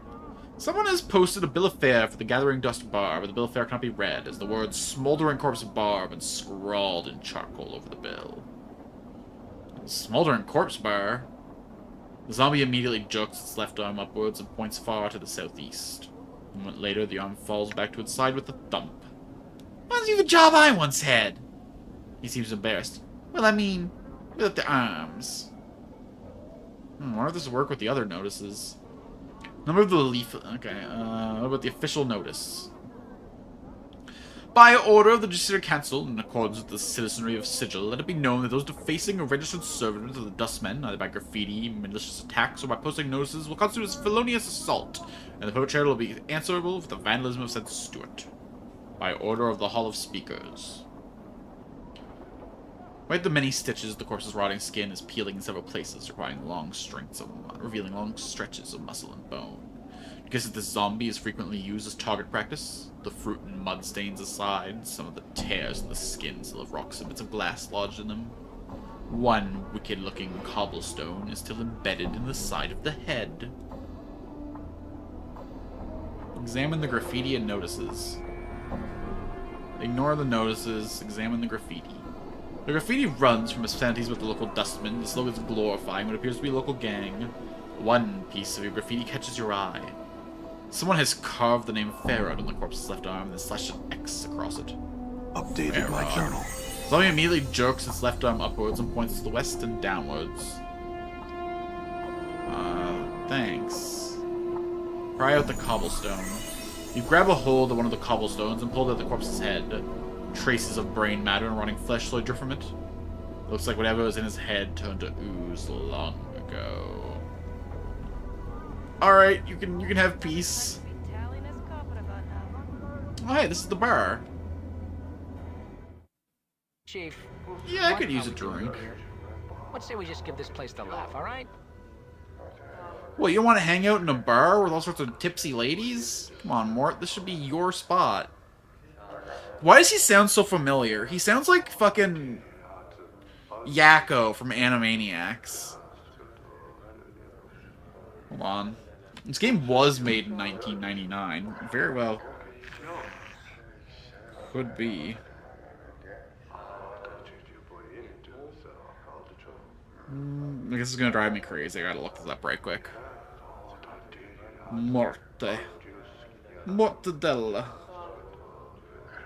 Morta. Planescape. Voice. Actor. He is Rob Paulson! He is Yakko! Damn, so good. His name was Robert Paulson. The Skeptic? As you approach, the elderly woman turns and stares at you. La, look who's a-calling on Sally today. Death's dearest son. She looks you up and down, then shakes her head in disbelief. By every power and its mother, boy, what crypt did you crawl out of? Well, the crypt is losing its charm, so I'm looking around for the right place to die. Know of anywhere? She barks a laugh that rattles your ears. Ha ha! Not here, unless you want to die of boredom. What's wrong with here? Teh, someone pinch your sense and sight, boy. She waves her hand around the bar. Look around. What do your eyes tell you? Bunch of fun-loving dustmen, drinking happily, conversing merrily, celebrating life to its fullest. You got a clever tongue there, boy. Perhaps your tongue is cleverer than you are. Stares squints at you and snorts. That'd explain the scars. It doesn't explain why a dustman is standing here ridiculing other dustmans. Care to answer that one? Are you a dustman? A dustman? I suppose. I've seen enough sand pass through the hourglass well in these robes. This body's almost ready to pay the ferryman. She chuckles. There's not much mirth in it. Are you afraid of dying? Of course I am, boy. Who isn't? She frowns and glasses around. Well, except dustmen. They're not afraid because they've been swallowing a bunch of their own bet droppings over the decades. They blind themselves thinking that death is some kind of release. So what sparked this crisis of faith? Life, I suppose. Ha, never you mind. I won't bore you with the niggling details. I'd like to know, actually. Oh, would you? She looks at you skeptically. How old do you take me for, boy? Old. Well, you're wrong. I'm really old. I've spent most of my long years teaching dustmen. I've seen many dust and whelps go within our order, taught them the ways of the faction, kept the faith, preached the tenets of the faction, and so on and so on. No questions, no doubt. This life was merely an antechamber that led to the true death. What happened? Well, half a month back I went sick with the fever. I thought it was the end. It rattled my cage. How? There's something with having your faction members suckling on your deathbed like a pack of pale-faced ghouls, nodding and agreeing that your suffering and dying is all for the best. Oh, Sarah is so fortunate. She's assumed to be relieved of the burden of life. Burden of life. That's when it struck me. But there's something. There's a queer expression over features. Addled but not appreciating your life. The dustman is saying that life is misery and suffering. Is it? That we should be happy to pass on to oblivion. Should we? She shakes her head. Questions, questions, and precious few answers. Doesn't sound like you believe in the Dustman philosophy anymore. I suppose I've got a swarm of doubts all buzzing in my skull. Hard to get them to be all quiet sometimes. They've fed some answers and haven't got them all worked out. What are you gonna do about it? To be square, boy, I don't know. It's the only problem with doubt. I can't even trust what I'm feeling is true. If I'm scared of death only because of my brush with the fever, or even what I should do. Is this a passing thing? I don't know. Sarah, if you truly believe in the Dustman philosophy, then your brush with the fever not left you with such doubts. Sarah stares at you, then nods slowly. Maybe so, Maisie so. She frowns, her face wrinkling in concentration. I'll have to chew it over some more. That's all I ask. You should, it's no small matter. Lad now, enough for me to rattle on all of them about my woes. She stares at your scars. Well, you shared a few handshakes with death yourself. Hasn't that changed your views of it somewhat? Doesn't it make you appreciate life a bit more? Well, my condition is unique. I woke up in the mortuary. I think they mistook me for a corpse preparing to bury me. Strange thing is, I think I actually had died. And got better. You'd rather than my coffin. It's true. Strange are the ways of the plains. I see too much to throw any tale out with the wash. If it's true, why has it happened? All I know is I woke up in the mortuary with no memories and covered enough wounds to kill me 3 times over. And don't be saying that too loud. She glances around. Most peculiar. Never heard about anything like that. Shame about the memories. You got any ideas why it might happen? Nay, not a one. Never knew anyone who death wouldn't take. Till now. Well, perhaps I can ask you some other questions. Searching for a man named Farad. Have you seen him? That dog! He's the worst of the collector lot. Well, you just keep set up somewhere like Pick a Square, many squares west of the mortuary gate. Dangerous place, though. Some of those collectors aren't patient enough to wait for folks to die so they can sell them for jink. I want to ask about some dustmen in particular. I met a guide at the mortuary, Suego. Do you know him? That bullet used to be a regular around here. I don't know what happened to him. Could be he was shaken up after his friend died. Explain. One of my friends was killed in the hive a few weeks ago. Torn apart by rats. Shakes her head. Messy business. Has he always been a guide to the mortuary? No, only for the past few months. And last I heard, he was just sent off for some missionary duty, but I don't know where. Can I ask about some other dustmen? I met a guy named Dahl, do you know him? Dahl? He was my instructor in the philosophical arts and my early training at the mercenary, a crusty old fool to boot. He's ill, so my ears tell me. Bet he'll even bore death with his presence. Is he dying? Sick of that spotted dog he is. Much not sand left in the hourglass for him. Even, you know her? A strange woman. Poor eyesight, near death, talents for hands. Maybe she's a new initiate. I never heard of her. I must take my leave. Feel stronger. Sorry, who's asking me to speak with them? Oh, Mortai. Oh, Gravesend! This tiny, wizened man is dwarfed by his huge dustman robes. They look as if they were chosen to cloak his small stature. Although he looks to be in his late 90s, this man's extremely energetic. He fidgets continuously, and his eyes dart around the bar like a bird's. Oh man, if I could have this energy into my fucking 60s, I'd be excited. 90s? Greetings. The man's eyes gleams, he takes your measure, and gives you a slight nod and greeting. Hell no, that traveler! You look like one of those just getting the scissor legs about him. He trails off. Pardon me, have you met before? Your face feels familiar somehow. No. Possibly. Are you certain it was me? Maybe I was mistaken. He shakes his head. Well, no matter, no matter. How is that? Mortai Gravesend may help you. What do you seek? He clucks his tongue as he speaks. The contract, perhaps? Contract? The contract? Why, it's but a simple transaction. From the depths of his huge robe, he pulls forth a dusty parchment and a quill pen. I give you 50 commons. In return, after death, the husband faction may claim your remains. What will we serve him at that point, anyway? What do they do with the body? Well, What does it matter? No consequence when you pass on. I might have like a religious thing, bro. Matters to me. Well, if you must know, oft-times nothing is done with the body, and it is we, the dustmen, who have wasted all the money. More fools us. He gives a light smile and looks apologetic. But, really, there are times when the workers in the mortuary need to be replaced. And then we may have need for your body. You mean I'll be animated as a corpse and put to work in the mortuary? Well, that doesn't sound good. Ah, but no harm is done, no pain. He raises a finger as if to emphasize the point. And there's no danger. In exchange for money you can spend in this life, you may think about something that you'll have need for once you've died.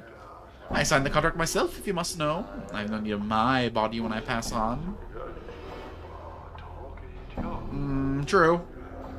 Alright, fuck it, I'll sign. Excellent, excellent. He looks overjoyed with a thin smile. He places a dusty sheet of parchment and a quill pen in front of you. You shall not regret it. He jabs his finger at 3 points on the page. Sign here, here, and here, and our transaction is complete. You know, you show more emotion than other dustmen I've met. Mordecai's smile turns cold. I trust you meant no offense, sir. I meant no offense. You seem awfully eager to sign this contract with me. And for a dustman, eagerness strikes me as odd. Eager, aye! He arches his eyebrows and coughs politely. Sir, do you wish to sign the contract or not? Is there a problem with showing emotions? Oh my, yes. Too much passion, too much emotion prevents one from reaching the true death. To be passionate runs contrary to the philosophy of our faction.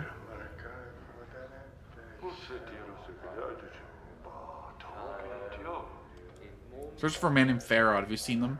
He's one of those collectors, isn't he? I know little of him. I think the initiate Emrock mentioned him in passing. Emrock should be around here in the bar somewhere. He can be found in the far corner at the head table, I believe. That's all I wish to know. Something wrong? Forgive me, I must ask again. Are you sure that we have met before? Possibly. But I don't recall you. Well, no matter. Yes, farewell, farewell. He studies you as you leave, and you hear a mutter under his breath. Something about that one.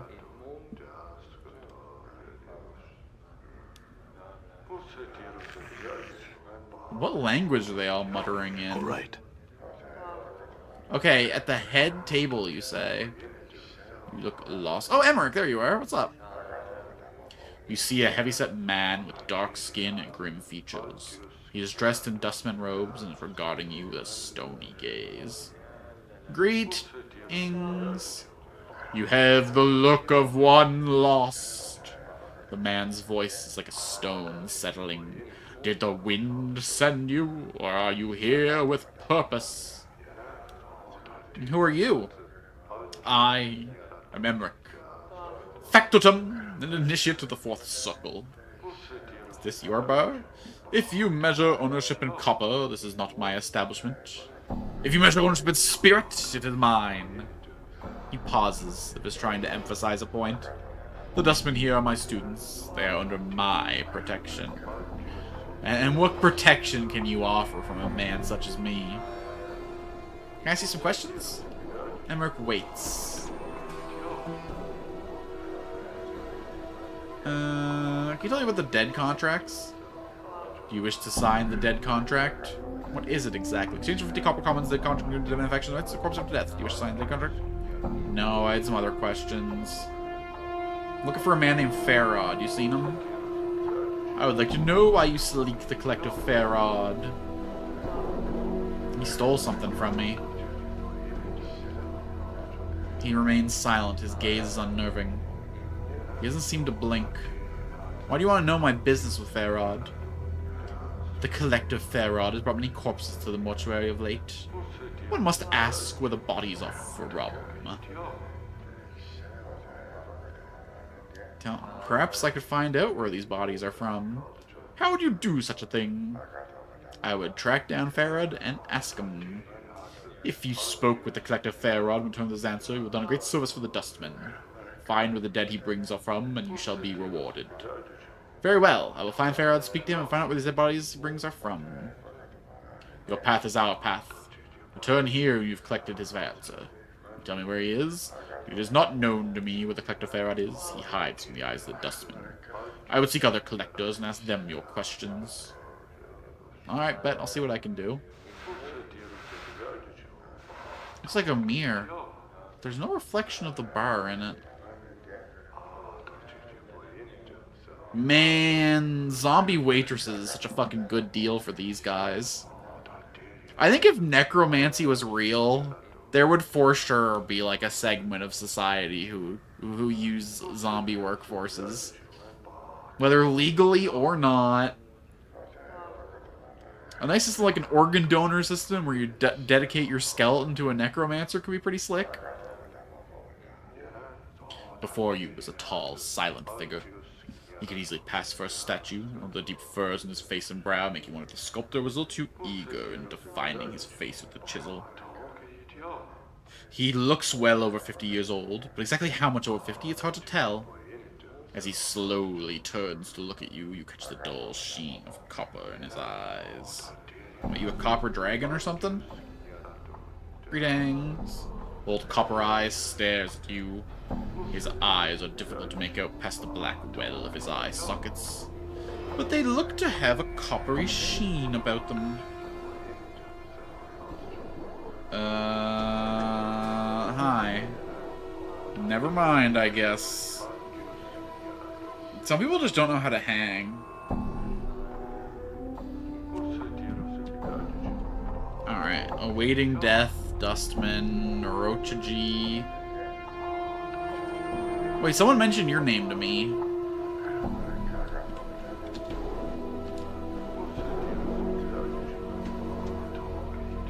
These gates are made of featureless black metal. There doesn't appear to be any way to open them. They got no bartender here?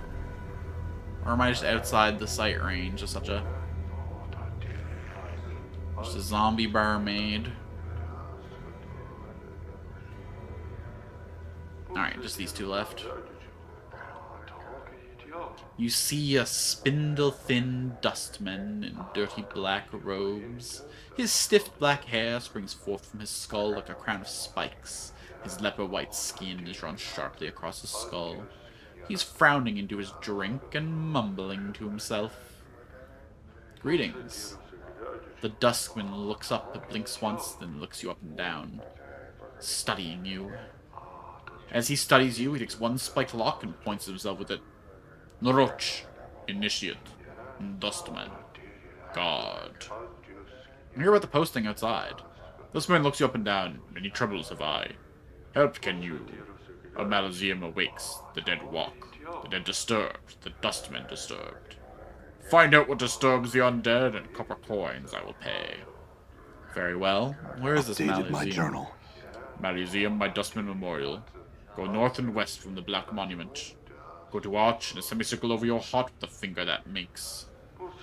To the Malazim go you will. Alright, I'll look into it. Maybe. If I feel like it.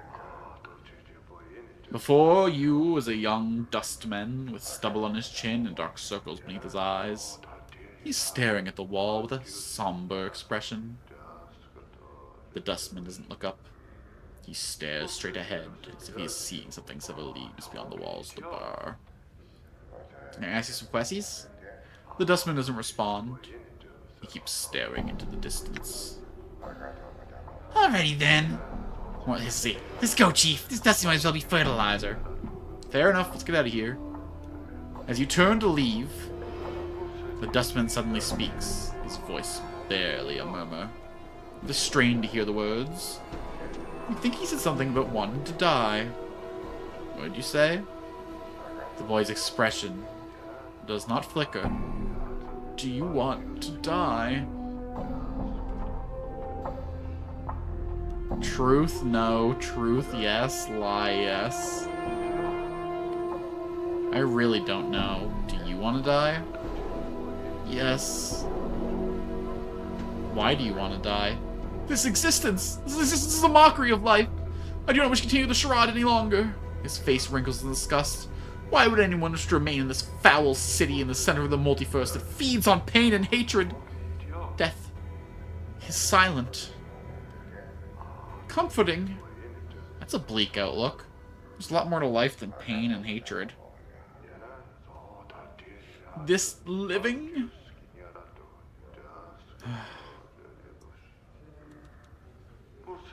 Trust me. It's not. The boy seems irritated by this comment. And how do you know? I don't know. I've yet to see what lies beyond death and remember it. If I die again, perhaps I could speak of it. I think I've died before. I don't remember much about it, though. The dustman blinks, then sneers. You lie. No man can die more than once. Not without being resurrected by mighty magics. You want to see? What do you mean? He looks like he wants to turn away, but he cannot. You can't, seriously!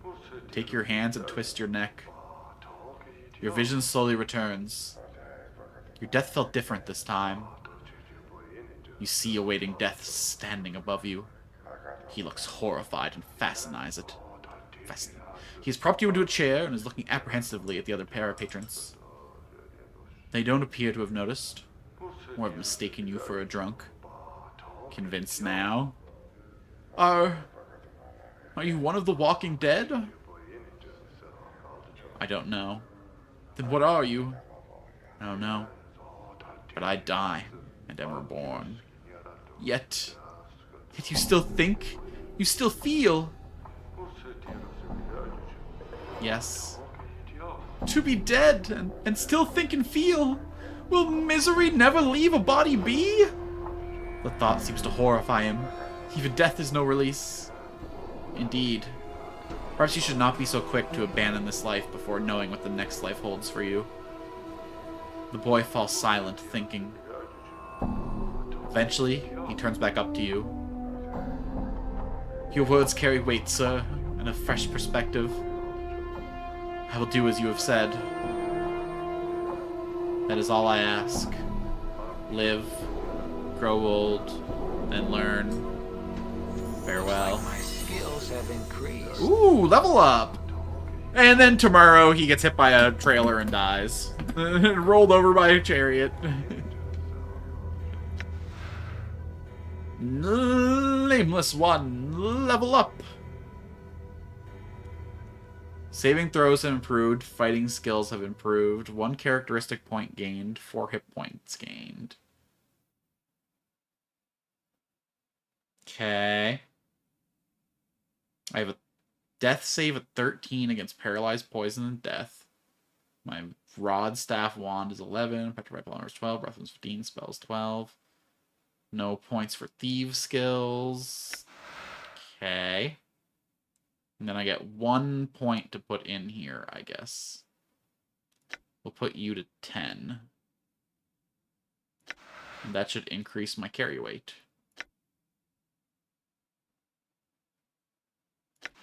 And level up the skeleton.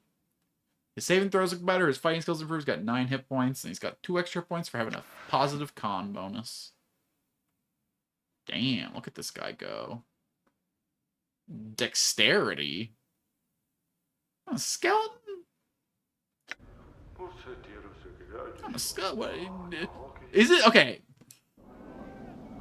D&D rolls these two concepts into one thing, but there's a difference between dexterity, the ability to skillfully use your hands to accomplish things, and, like, agility, the ability to, like, be fast and dodge stuff. A skull ain't got no dexterity in him.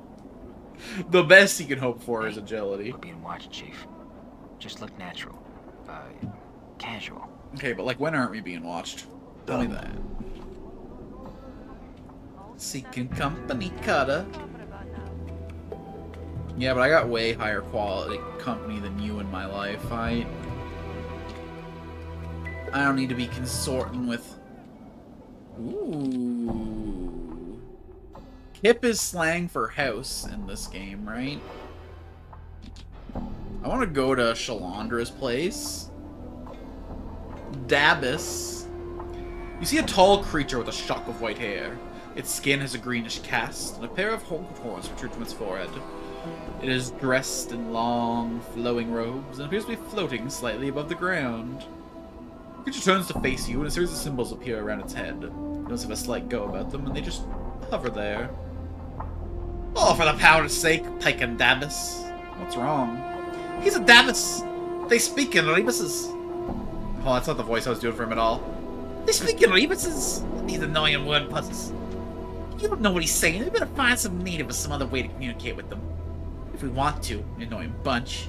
My bet they can speak. They try to piss everyone else off and try to puzzle out what they're saying. The fuck is a Dabus? Chant is the janitors for the Lady of Pain. They float around, breaking and fixing up patches of sigil according to her whims. They're worse than corpse flies. You can't swat them, though. The lady will get upset. Lady of Pain? Who's that? She runs this city. You'll know her if you see her. She's got these blades around her face. She's about the size of a giant. She's floating off the ground just like these guys. Mord nods at the Dabus, who's looking at you both. Nobody knows much about her. She doesn't speak much. All you need to know is you don't want to make her angry. If you see her, my advice, run. The Dabus waits patiently, its hands tucked into its sleeves. A series of symbols materialize with its head, and then they vanish and a question mark appears. Mork, you translate what he's saying? I seem to be strained through a Teneri's bowels to unravel what these floating goat heads are trying to say. You want a translator? Find a sigil native. Try several conversations, see if you can translate what the Dabus is saying. You ask the Dabus several questions, trying to get a feel for the rebuses that appear above its head. It's extremely patient throughout your discussion, giving you easy sentences to translate. After a few minutes, you start to get the hang of it. It feels like you've done this before. Maybe you can help me.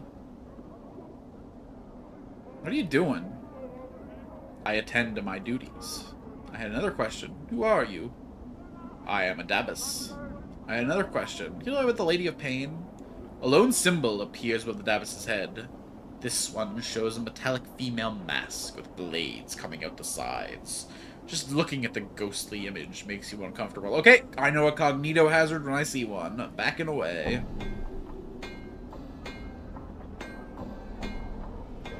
I killed the last two of you motherfuckers that came at me, and I can do the same to you. So what's going on in this lady's house?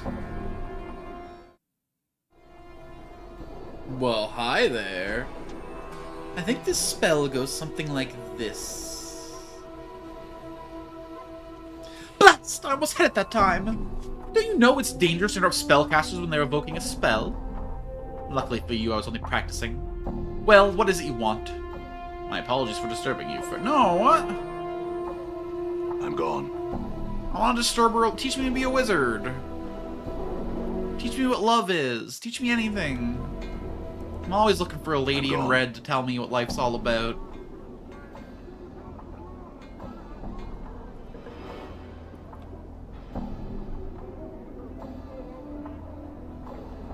One copper gets you the directions. Damn, the prostitute was charging me 3 copper per question. You're giving it directions for a single piece? I fucked up. I gave my money to the wrong peeps.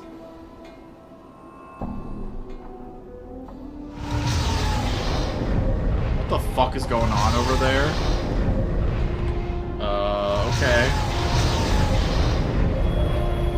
Done. The spectral figure materializes from the gloom of the passageway ahead and quickly moves to block your path. It floats before you, its once human feature twisted in a mask of rage. Defilers! Leave this place at once! Greetings. Leave now! Its booming voice echoes down the halls. This place is forbidden to the living. Leave while you still can. I have some questions first. Seek your answers elsewhere. This place is a sanctuary for the dead. I shall not permit their slumber to be disturbed by the intrusion of yet another insolent mortal. Another? Has someone else been in here? If you must know, yes. There is another intruder who, even now, continues to violate the sanctity of these hallowed halls. The anger in the spirit's voice fades. He seems somewhat saddened by the admission. The souls of my brothers and sisters cry out for peace. Why don't you drive this intruder away? I cannot. The coward has sealed himself within the inner chamber of the Mausoleum. He has erected powerful wards that bar my entrance into the chamber. It is from there that he calls upon his dark arts to awaken my brethren and bend them to his evil will. Sounds like to me you need help with one intruder to get rid of another. The spirit remains silent for several long moments. You can almost feel the weight of his lifeless gaze upon you. Yes, you might prevail where I have failed. If you will please to rid me of this blackguard, I shall grant you passage. What say you? Updated my journal. So be it. The spirit slowly begins to fade, only to the echoing of its disembodied voice remains. But take heed. Tread lightly in these halls, lest you join the others in eternal rest. Hell yeah, I got permission to be here. I'm a spooky ghost man. If he doesn't have moral authority, then, like, who could ever claim it?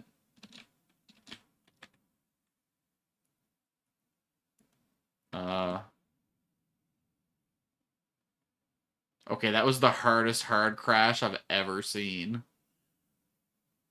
Fucking nothing. Just boom, gone. Game? I know you're old, but let's get through at least one stream without trouble, yeah? Oh, I can play the opening cutscene for you guys again, though. That you guys missed when I was first launching this game. Look at this shit. Fucking 1990s FMVs. Got just something special about it, you know? Look at how chonky everything is.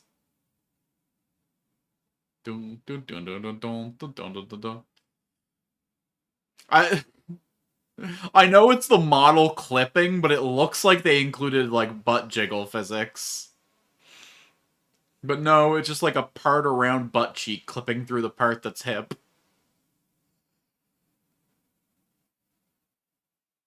Spooky, spooky.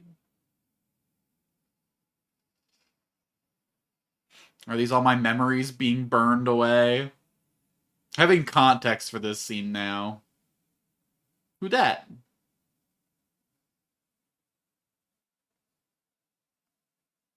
Oh, is that my beloved? Is that diarrhea?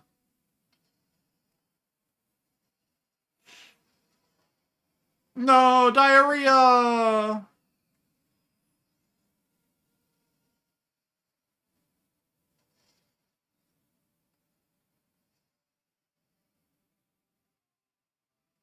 It's fucking reboot ass character models.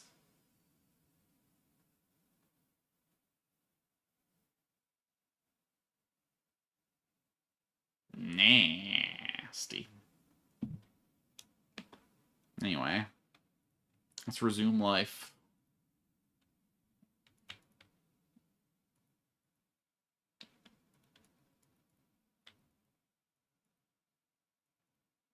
Ah, shit. That's a lot of boners. I don't think I can handle 4 boners at once. That's a lot, even for someone of my fortitude. Even someone to my dedication to getting the job done. Oh, but if they come at me 2 at a time, then that's no problem. 2 at a time is basically business as usual.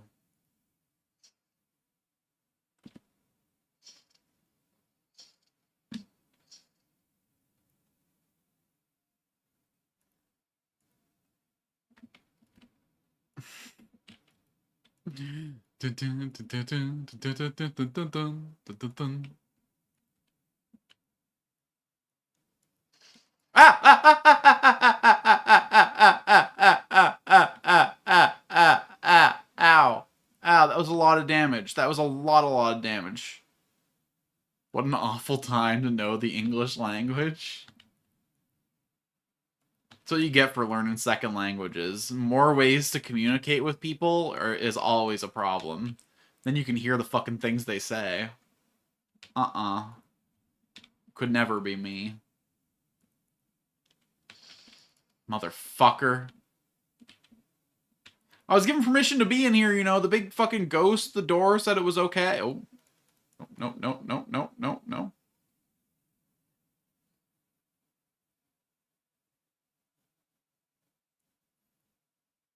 That's nice. So, like, if I sign the dead contract, what happens when I wake up again? Other than those guys getting, like, real pissed at me or whatever.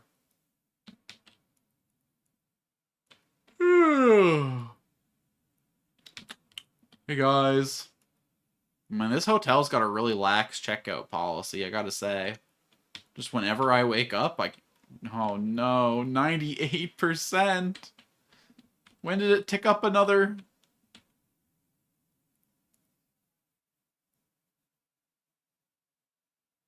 Listen, Robbie P.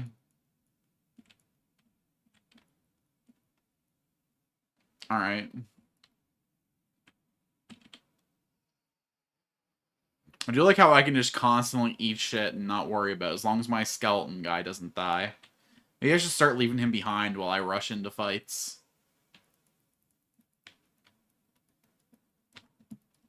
But then what's even the point of having him?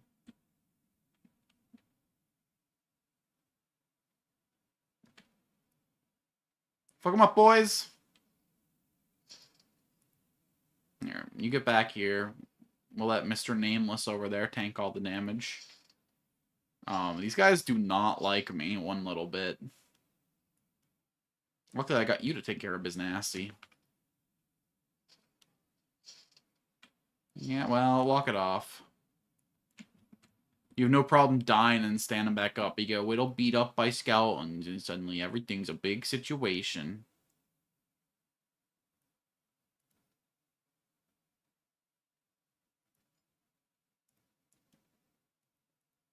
Done. Work's done.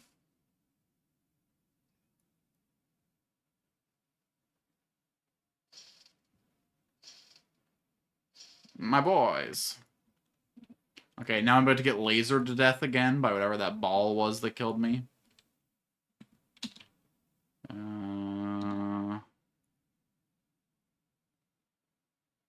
Oh, even deeper into the mausoleum. Oh, it just brings me to the other side. That's pretty cool. Thanks, Mort. With what bladder, sir? From what urethra do you plan to spray?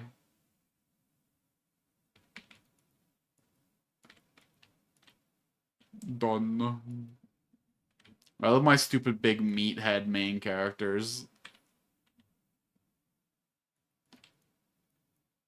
I mean, not the way I built them, but... What? Why are these guys aggro all of a sudden? You guys didn't have business with me last time, so what the fuck's going on now, huh? I mean, I'll take the free cash, but like... Yeah. Why don't you go over there and see if Shalindra will help you, huh? Take you out, save you from the trouble that you created for yourself. No. You don't get to run away from the consequences. Get back here. Get back here. This motherfucker right here thinks he's so slick.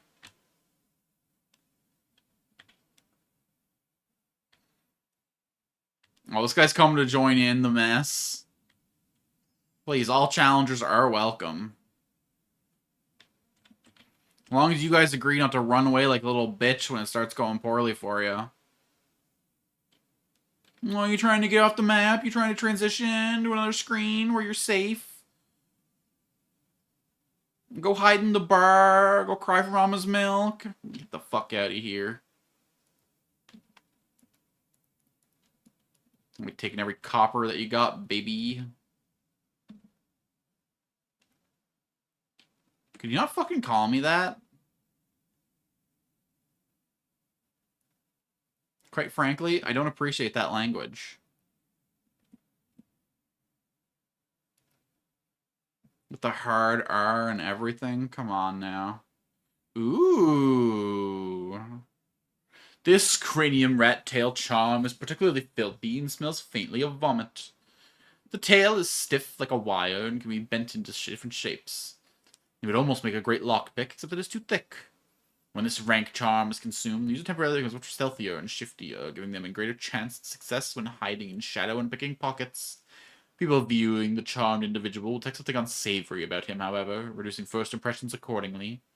This unsavoriness will only last as long as the charm is in effect, however.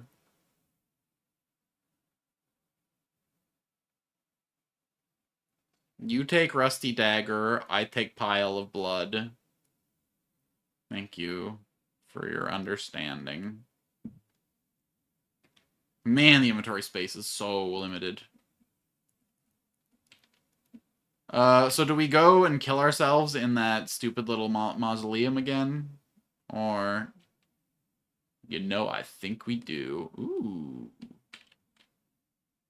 Now, who are you? This woman's face looks broken. She's covered in scars. They look like bite marks and fingernail cuts. She's cradling the shreds of several rags in her hands and staring emptily at the monument. At the names there. Shh! Give you back! The woman's teeth peel back, displaying a row of black canines. What do you want of Sevtai? What's the matter? What's wrong? Those cows, chaos men wrecked my cart, attacked me and killed 3 of my sisters, tried to stop him. No sisters anymore. Now they're nothing but names on this memorial wall. Chaos men. Chaos men, affection, they say. What they are is an adult bunch that runs wild through the hive and does whatever they please. We never did no harm to them. And they lope in like dogs and they're about anything within their reach. Who are these chaos men? They're a hyper gang, bunch of adult suts that call themselves the Starved Dogs Barking, such a balmy nonsense. Their actions were unjust. If you wish, I can see the matter rectified. If 3 deaths were caused, then 3 deaths shall these starved dogs suffer. You know, I wouldn't mind penning some men the dead book for some coin. You get the copper, and we'll talk terms. A copper earring in your purse if you pen 3 of those murdering sods in the dead book jig. I'll see that they're put in the dead book. Can you tell me where they might be found? Go out the south gate to Spirewoods from there. Then walk around the block till you come a place where men run in circles howling at the sig sky. There's the starved dogs they are. I'll go look for them then. We're getting all sorts of silly little side quests here. Clear out a Malgium, murder some thugs. Life in Sigil keeps you guessing. That's a good thing. Never wouldn't want 2 turns to come around the same.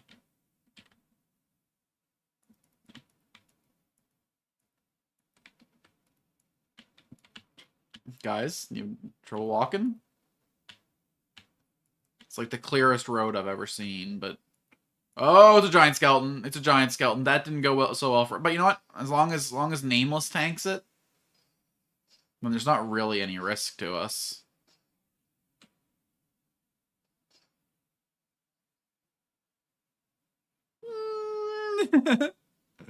People watching my streams going... How many times must this fool cry? I'm trying not to, okay? You just say such mean things like that all the time. Okay, the Mausoleum seems to be a little above our pay grade. Maybe let's go to a part of town. Let's head, seems like all of our quests want us to go south and then some other way. Ooh, I can write map notes. Fancy. Okay, so I got southeastern portion of the hive, northwest, or the alley of dangerous angles. I mean, look. 2 of those sound really boring. Alright, only one of those comes with a little bit of heat, a little bit of danger, a little bit of sex appeal. There's nothing sexier than Shark. Greetings, stranger. Looks like you're in Dark Alley Shiv territory now. Looks like you got a purse that could use some lightning. You better pray it's got enough.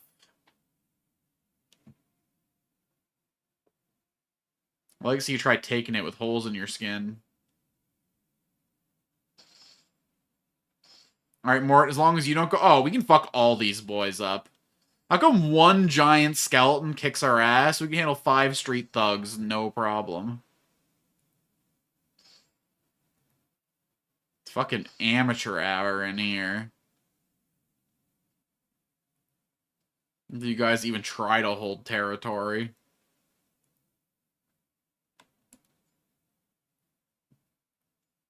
Oh, I should have left one of them alive so I could ask about where their fence was. Hey, you! Who do you sell things to around here? Give me, like, an address or a name at the very least? Nah, okay, okay.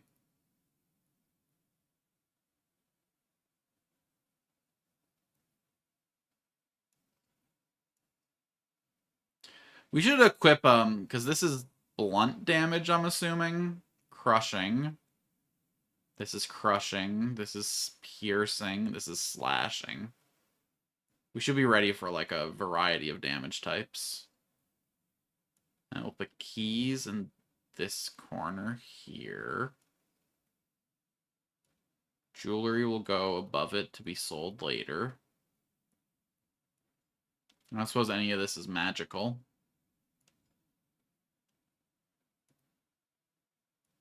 Ring on each finger. Put the bracelet on. This is an earring. Saves us a little inventory space that way. We'll take it. Ooh, I get tattoo slots. I can get fucking inked up. Eyes cannot be removed, only switched. I mean, thank you for not letting me just pop it out, but... This is all that remains of a sedan chair. There's some blood stains on it. Because that went so well for your buddies just over there, didn't it?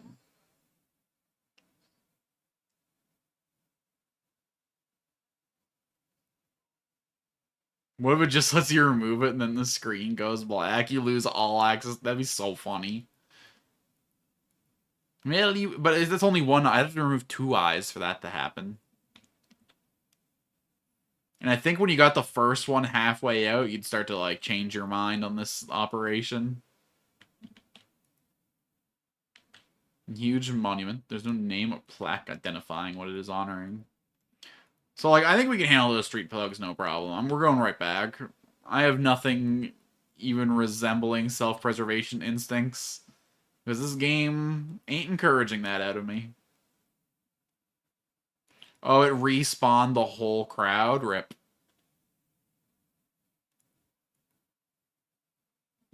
I thought I was gonna get to just fucking... You want some of this? You're posturing over there like you're trying to fucking get a mark, but... I think I've put enough bodies onto the floor of this street.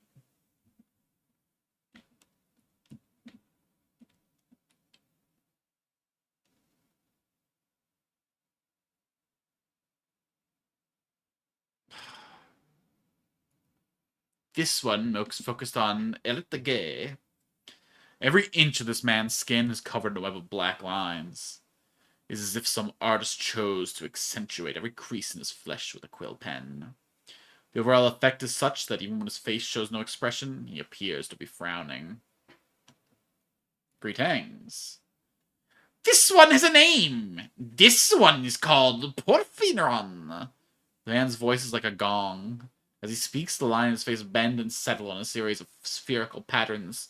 This one would know! Why do you address this one? I want to ask you some questions about the city. This one would have you know. This one cannot answer your questions. The line in his face twisted into angles and splits into a mess of scribbles. This one has only recently stepped foot in this place of walls. Alright then. But I have to ask you this. Why do those lines upon your face move? The lines show anger. Do you take offense? The lines slowly straighten, forming into gentle curves. No offense was meant. Will you accept the many apologies of this one? No offense taken. Why are you angry? This one tells of recent events recent. Did you know this one was beset by 3? The 3 demanded an item of this one. This one feared an attack. What did this one do? This one surrendered the item. Well, you are right to be afraid. If there were 3, then they might have killed you had you not given up the item. This one has been misunderstood. The lines of his face become angled, then smoothed into curves again. This one did not fear being killed. This one feared killing the 3. If you could have killed them, why'd you let them rob you? This one walks the path of the warrior. Many weapons have walked with this one. The fist, the blade, the staff, the hatchet, the smiter. These tools are all known to this one. That's, not much of an explanation there, bud. If you're a warrior with that much training, why let them rob you? This one is forbidden to attack. The line ripples across his face as he speaks. If this one had struck the three in anger, the vow of non-violence would be unmade. Vow of non-violence? You're a warrior and a pacifist? This one is unfamiliar with your speech. What is this pacifist? Never mind. Why do you train so much if you're not permitted to attack another?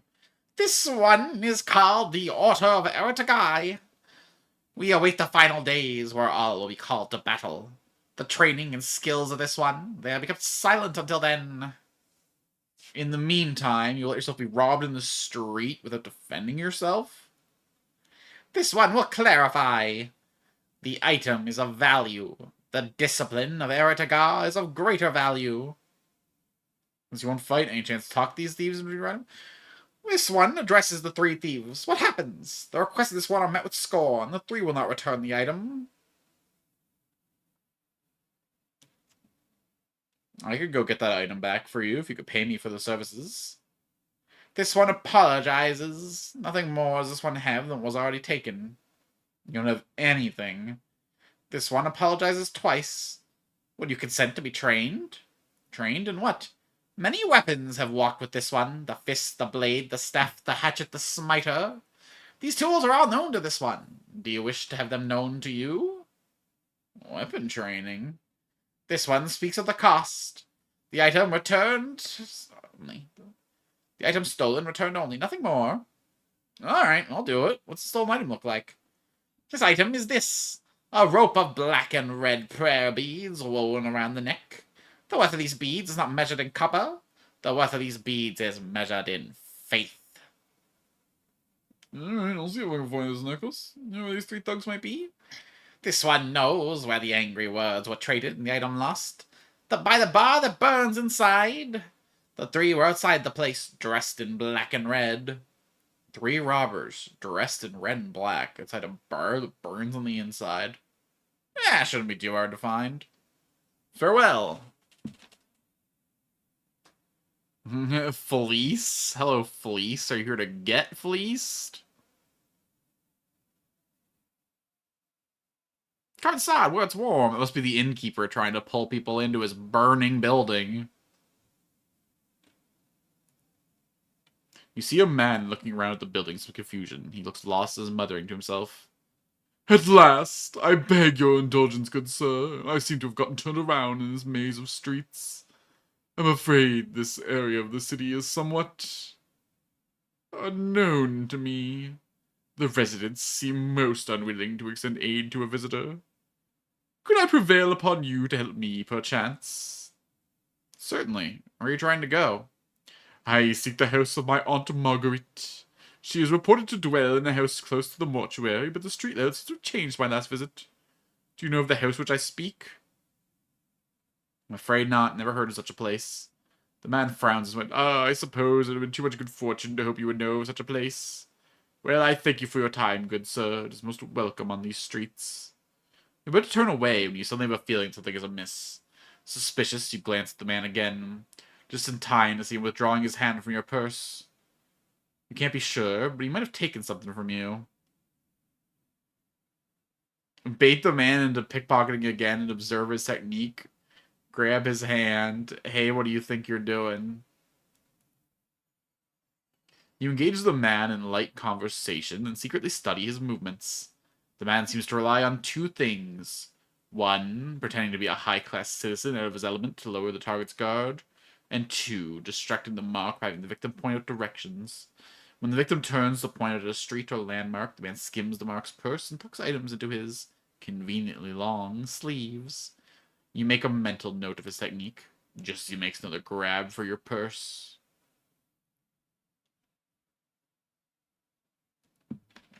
No, no, no, no, no, no, no, no, no, no, no, no, no, no, no, no, no, no, no, no, That's not how this fucking goes down. You fucking that piece of shit. I'm gonna take my stuff back right quick. Get the fuck over here, you chud. Oh my god, you are such a dud. Come on, die now. Make it quick. Come on and bleed it for me, you shit.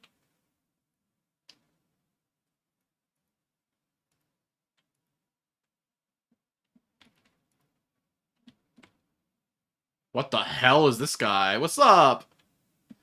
This black-scaled reptile towers to a height of 8 feet. Its great height is offset by its thin, snake-like frame. A long, prehensile tail drags behind it, its leathery wings are hooked behind its back. A strong, vinegary smell emanates from the creature, as well as a certain amount of heat. It seems to be ignoring you. Greetings. Whoa, Chief! By that, you don't want me rattling bone boxes with any fiend on the street. Leave be. I want to ask some questions. No, you don't! Glances at the creature, turns back to you and lowers his voice to whisper, "It's touchy. Let's just go. I'll risk it." This black-scaled fiend towers to a height of 8 frames. The creature slowly turns its head down to look at you. Its scaled forehead wrinkles into a frown. Then it opens its mouth, giving a low, rasping hiss. You notice that the heat radiating from the creature begins to rise. I want to speak with you for a moment. The creature opens its mouth, displaying a row of blackened fangs. Fire begins dancing around the shoulders and arms of the creature gives a long, low hiss. Hiss back! The creature roars, then launches itself at you. Ow, ow, ow, ow. Whatever, like you had a fucking...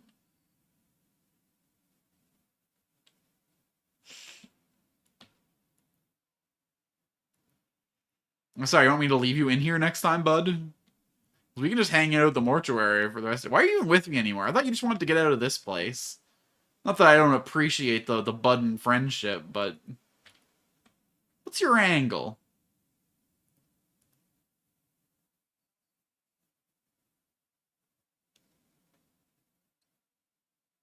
Can you tell me a little about Sigil?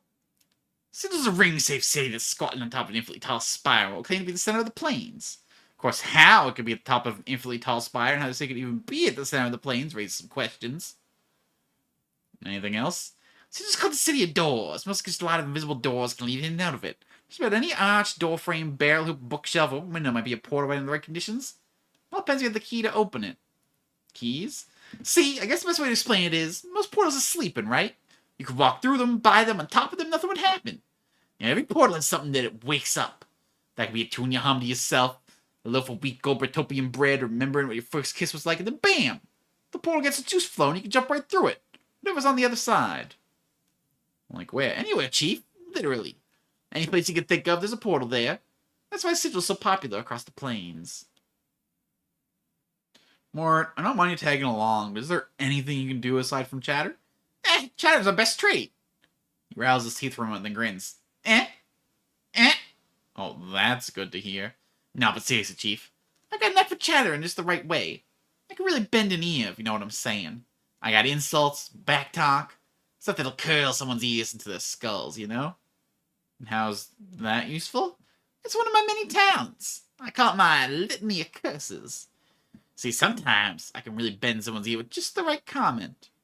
Of course, I usually have to do a lot of running afterwards, but you get the idea. How does it work?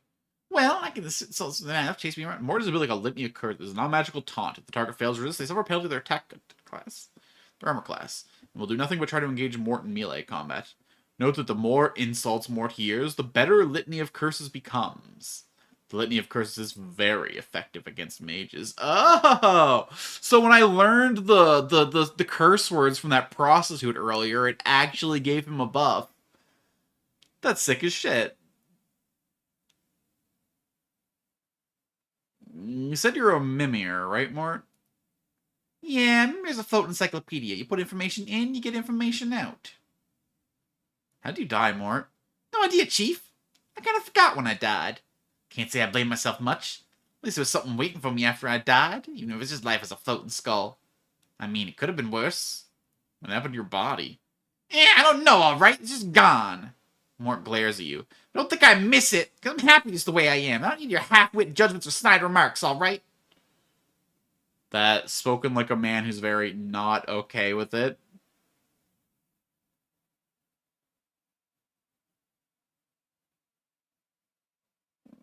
So advice. What do you think we should do next? Oh, well, here's how I see things. I think he's trying to root out this Pharaoh, whatever he set up as Kip. You have those directions tattooed on your back if you have some inkling on what he's up to. Well, those locals around here has to know what he is. Yeah, and I'm working on it. I'm working on it. My little mortadella. There you'll have some clues. What up, Molt? This man appears less dour and wary of passerbys than the people around him. He moves with an upbeat gait, casually scanning the ground either side of him as he goes. As you approach, he nods a friendly greeting. Hello, Cutter! Say, you see any debtors around here? None nearby, no. Got some questions, though. Too bad, too bad. Got some questions, did ya? Ask away, then. What are you looking for? Debtors, of course. Does you recognize the robes of a collector? He grabs hold of the cloth and holds it up for your inspections. Collectors? Aye, collectors. He indicates his ragged brown robes. These here are collector robes, Cutter. Any poor sod you see wearing these? Me, for instance, ha? It's almost like looking for debtors. Body to sell at the mortuary. Whatever it takes to get by in the hive, right? Why does the mortuary pay for corpses? Keeps the streets of the hive a bit cleaner, I guess. Keeps plague from spreading and the like. Well, the dusties like to keep the dead in their place, too. Seeing to it they get all proper buried, melted down, or whatnot. Part of their beliefs and such. Looking for a man named Farad, the collector boss. Don't know much about the man myself. Spent a lot of time fighting his boys, but they've all suddenly disappeared, along with Farad. We still catch a straggler and rag pick a square, but you have no idea where the rest are hiding. Can you tell me about this area? This is the hive, Cutter. What we hivers like to call the Arsenda sigil. No sigil's got in the end being round and all, but you get what I mean. Anyway, northwest of here through the big gate is a rag pick a square where collectors like me call Kip. Don't know much about the rest of the sigil, I'm afraid. Alright, man, you give me more than I need to know. Farewell to you too, Cutter. I also don't fucking cut, so stop calling me that. I got these scars in battle. The Flophouse? Well, this northwestern portion of Hive is pretty fucking tiny. Alright, let's go pick our rags or whatever. Be there or be square.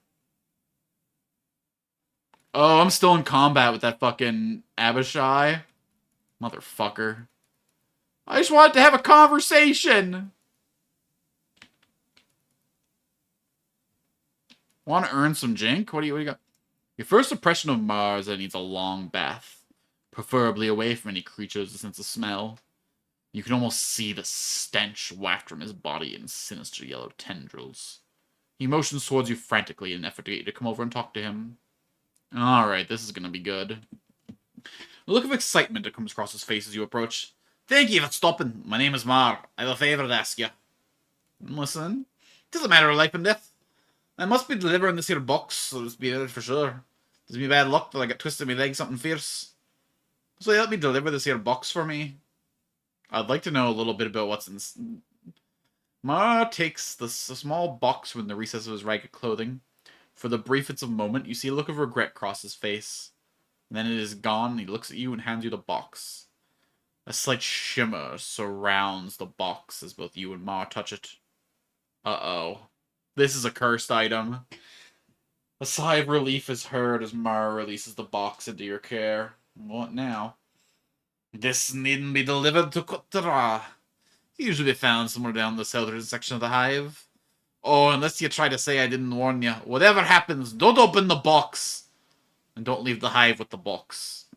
Now be off with ya. Okay, I want this thing out of my inventory as soon as possible. One little check in here. Is that a motherfucking centaur? Nestor. I'm so sorry what happened to you. I should have never sent you to Rafta. You see a short, balding man standing at what serves as the foyer to this ramshackle flophouse. His bushy brows are furrowed to consecration as he picks at what appears to be scabs on a large, bulbous nose.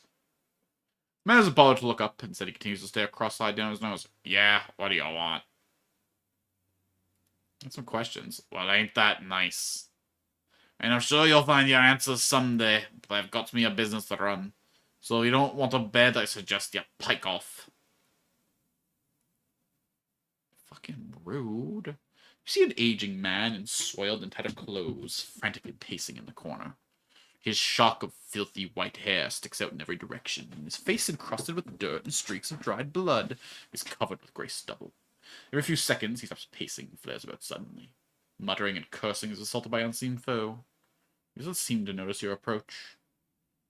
With the sound of your voice, the old loon whirls about to face you, his wide, staring eyes bulging in their sockets. He regards you for a brief moment, and then returns to his ravings. No, no, no, it's not you. But soon. Yes, soon. Who are you talking to?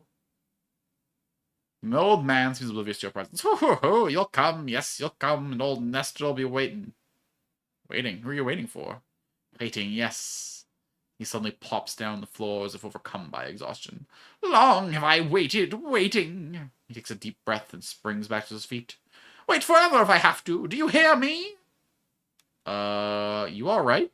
No! Nestor's face turns beet red and his whole body shakes in protest. My fork! Can't leave without my fork! Oh, fork, fork, fork. Your fork? I mean, like, I don't give a fork, but fork, fork, fork! Can't go home without my fork! Nestor's frenzy reaches a violent crescendo. He begins hopping up and down maniacally, then suddenly stops. Lowering his head, runs headlong into a large wooden cupboard that stands against the back wall of the flophouse. The force of the impact knocks the old man flat in his back. After a few seconds, he stands back up, a dazed expression on his face. Gone. Stolen. Can't go home without my fork. This city fucking sucks, man. There's a new thief around every corner. Who took your fork? Nestor stares at you for a long moment, then begins rummaging through the pockets of his filthy tunic. After a few seconds, he produces what appears to be a disembodied ear. Judging by the stench and color of the ear, you'd wager the old loon's been toting around the pocket for some time. You have my fork, don't you? Don't you? Ho ho! He holds the ear close, as if speaking to it. Bring back my fork! Waiting. Until you bring it back, then I can go home. Sure, if I find a fork, I'll bring it to you. Goes to pickpocket him, it's in his pocket. You see a tall figure of a creature standing before you. The lower portion of its body resembles that of a goat. However, just above its powerful 4 legs, its shape takes on a more human appearance, with a man's torso, arms, and head, all of which appear covered in polished armor. The creature's eyes are closed, and it appears to be sleeping. Alright, he can keep sleeping. I got no reason to disturb him. He's not shouting about forks, disturbing the peace. Ow! Motherfucker, motherfucker, motherfucker, motherfucker, motherfucker! Honestly, at this point, just fucking take me, bro. It'll be faster than waiting for my health to reach. No, not Mort, not Mort. I never gave you permission to attack Mort. We're gonna get this motherfucker.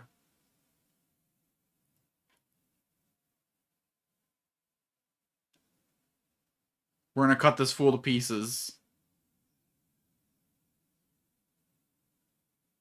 There. That's what we call fast travel, baby.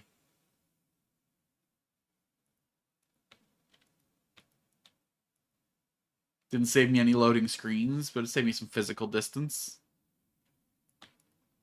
So that neighborhood's just a threat to me at all times now, because I had a conversation. Shit's fucked up, man. Okay, southeastern portion is where we're delivering. Let's deliver this package. I want this out of my inventory ASAP. The guy said not to leave the hive with it, and I don't know if that counts Ragtown.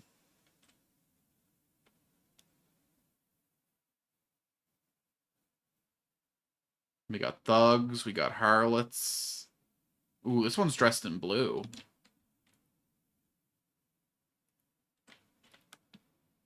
My favorite profession, wearing my favorite colors.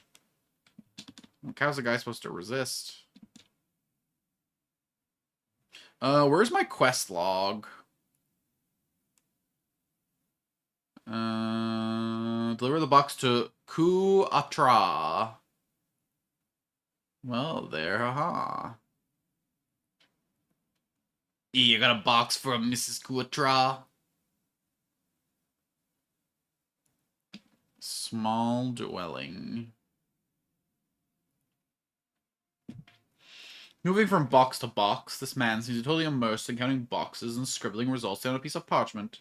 He looks annoyed as you interrupt him. What is it now? Can't you see I'm busy taking inventory? Go bother someone else. I was told to deliver this box to you. Well, why didn't you say so in the first place? Let me see what you got for me. Oh, sure, it'll need to be inventoried. Mara told me to give this to you. As you hold out the box for him to take, Kuatra's expression turns from one of interest to that of intense horror. No, please! Get it away from me! I don't understand. Are you afraid of this box? I said, get back! Death! Evil! Had to do Mar! Couldn't take it anymore! Please, take it to Braskin, live southwest, hive me, no! Apparently the sight of the box is too much for him as he runs screaming from the building. Wait, what am I supposed to do with...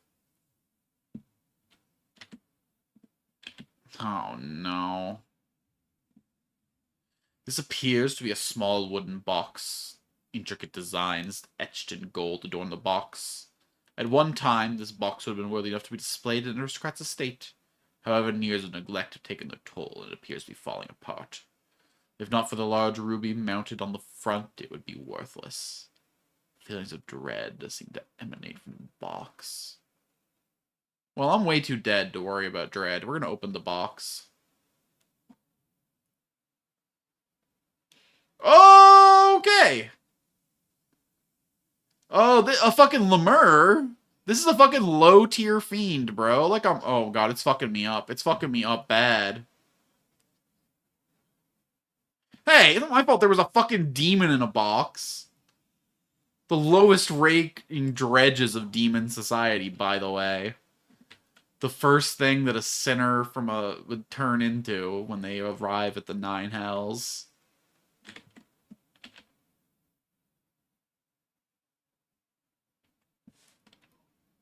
Alright, well I got the ruby at least. Very large ruby carved from Mordo's box. Gems of this quality have had pictures of the art as component for various spells. Hell yeah, free mat, and it only cost me 1 life? Although I guess that means that I can't...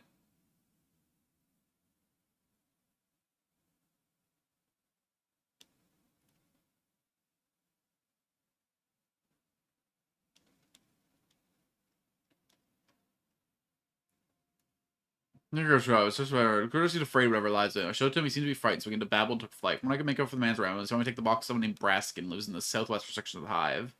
I hope this Braskin fellow will clear things up, take the box off my hands. I can't feel uneasy every time I look at it. But, like, what happens if I've opened the box and now it's no longer... I mean, whatever. The fiend's in his house now. It's not... We'll see what happens. I'll go interact with this Braskin fella.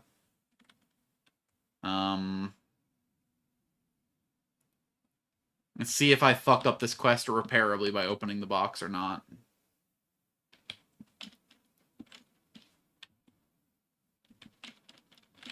Oh, Braskin!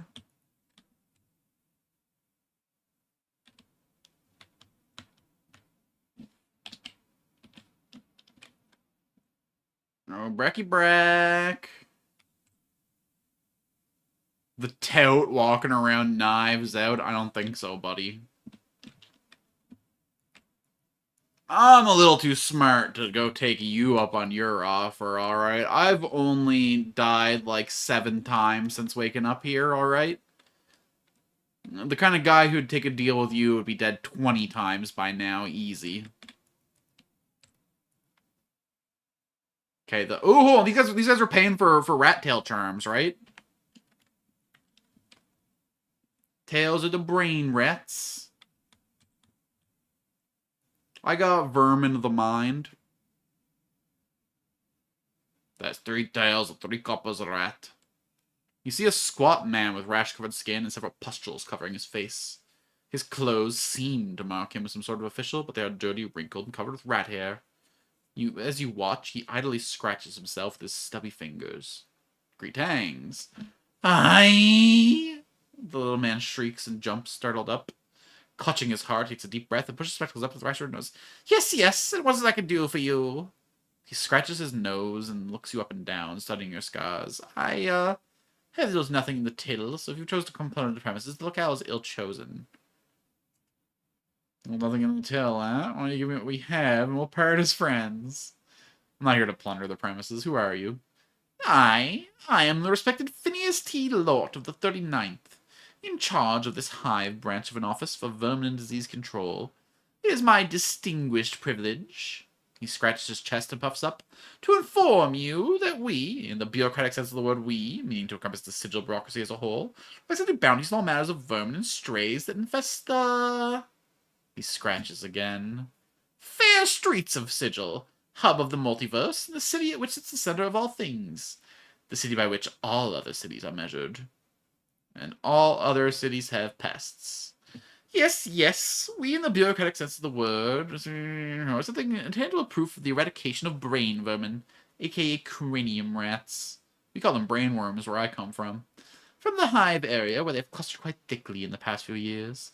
As a recent census of the Republic has shown, I am empowered by the Sigilian bureaucracy to pay a bounty of 1 copper per cranium rat delivered to my branch office. Cranium rat. Cranium rats are a species of vermin that are much more intelligent the more they're in close proximity to each other. 1 cranium alone is but a nuisance that chews at boards or burrows into food. But 5, 10 or more, and their intelligence grows until it surpasses even the intelligence of one such as myself. I imagine that 2 or 3 cranium rats would be enough to outwit you, sir. Another comment like that, you'll be wearing your ass as a hat. Phineas blinks. Your appearance seems to sink in at last. I withdraw my most inappropriate comment, especially in light of your recent assertion of dominance and physical superiority in this social situation. How many cranium rats are digital? More than enough to last a bounty hunter a lifetime. Perhaps several. How did someone as illustrious as you end up in such a place as this? Well, there's quite an epic tale. You see, I was born here in Sigil.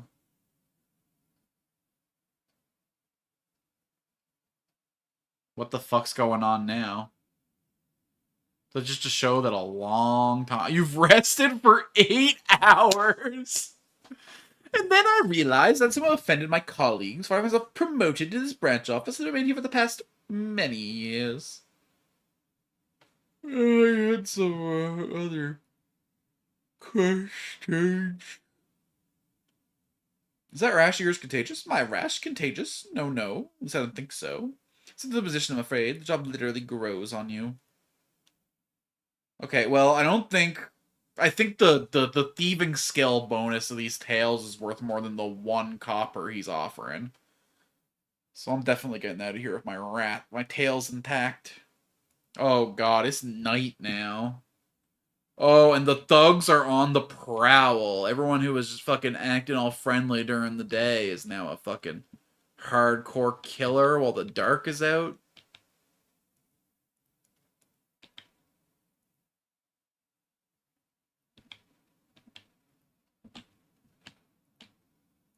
You're not sneaky. You're not strong either. Coward! Hey, get off my head. That's my skull to crack.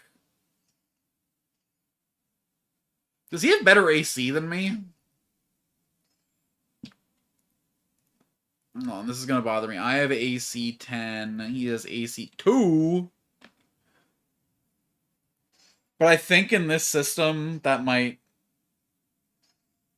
I don't think you want a high AC, right? In a Thaco system.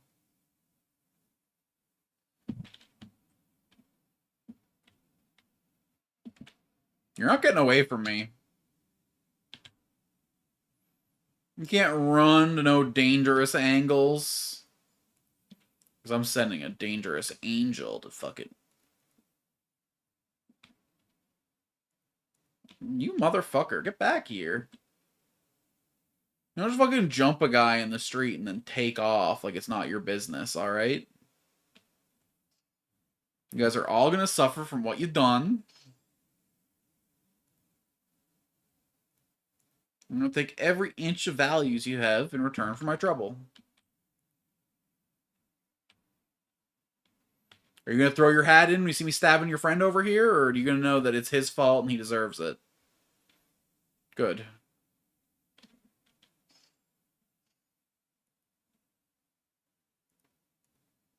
As long as we all know our places. Mine's on the top, and yours is way, way down on the bottom.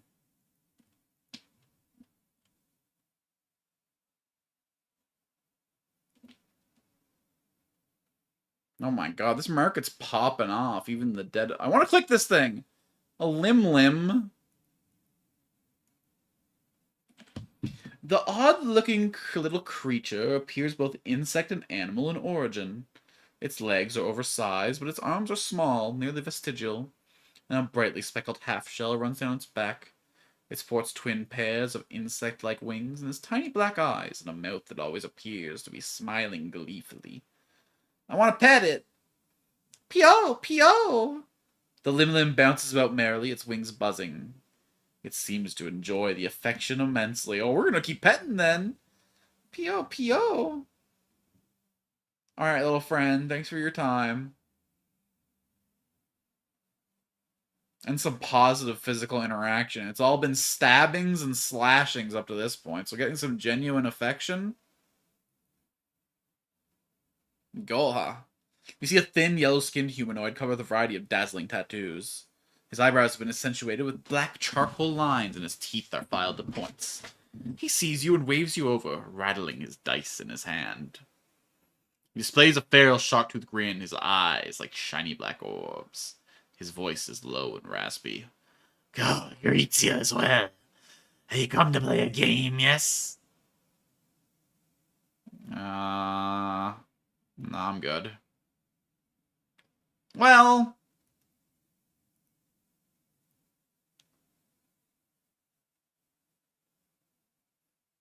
You to play, you are, yes? But you return too soon. Return later, we might... Aw, because I didn't play, I don't get to. Boo. This grim-looking woman spares you only a brief glance before returning to her rant on top of the stage. She has a powerful voice that carries across the marketplace, even cutting through noise by the merchants and surrounding foot traffic. Jump, Lim, jump!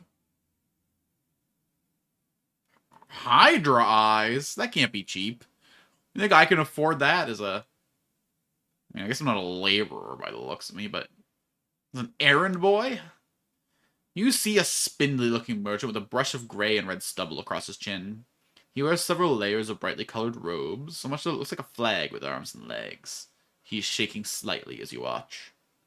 Well, hi there. Aye! Giscol! He bows and spreads his trembling hands. As he does, you notice his hands and forearms are a twisted mass of black scar tissue, as if they were once badly burned. What you selling? Giscol buys cloth. His voice ticks like a clock, flat and measured. Giscol sells clock. Wash cloth. Mend cloth, and... He gestures his layers of clothing with his shaking hands. Wear cloth. Yes, yes, we all wear cloth. How'd you hurt your hands? He doesn't seem to have heard you. He answers only with his spiel. May I see what you have? Ooh. So, my inventory's on the right. His inventory's on the left. He will not buy my earrings. My dirty rat charms are selling for 40 a pop in here.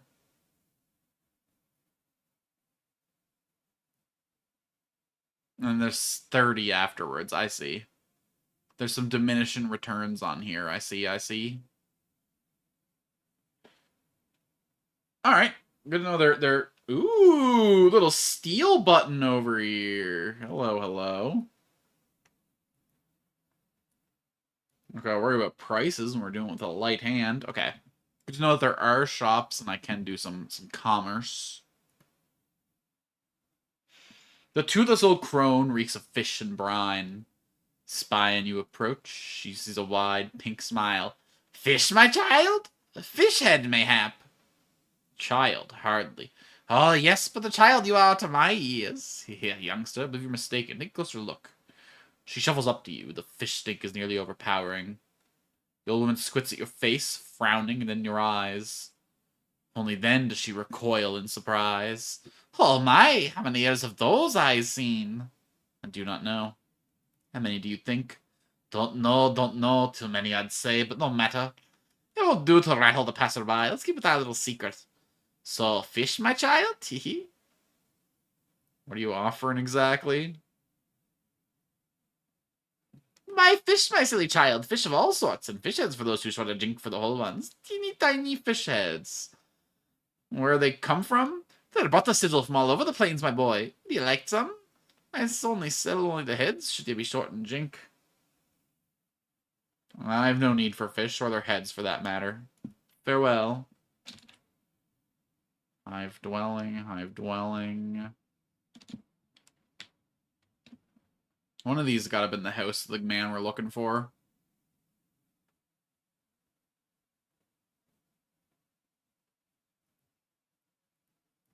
Done.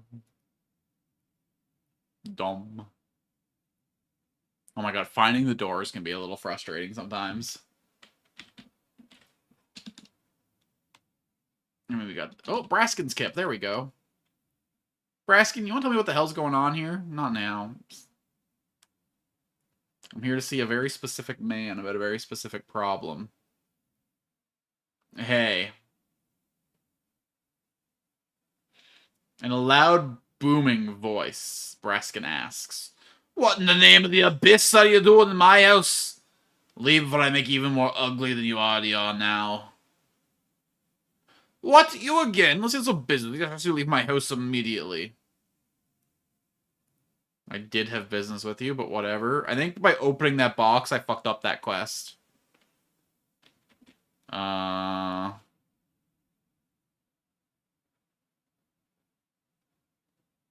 I make a new manual save here... 2146. We got that 2144 autosave. This is the in-game time? It must be. Although, that could be like 1 minute and 27 seconds. No. No, that's gotta be the in-game time.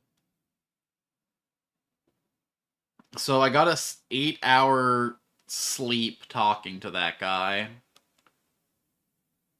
So if I wanted to go back to before I opened the box, I have to go way too far back at this point.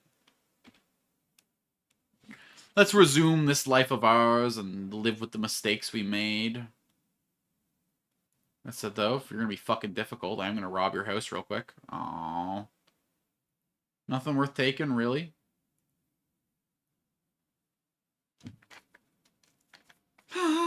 Lasai. No, I did leave this fucking Lemur in some other guy's house. Maybe he should be the one complaining. Streams of tears have carved channels down this man's dust-covered face.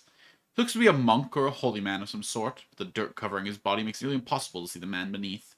He is chanting and rolling his head back and forth. Is this some kind of ritual?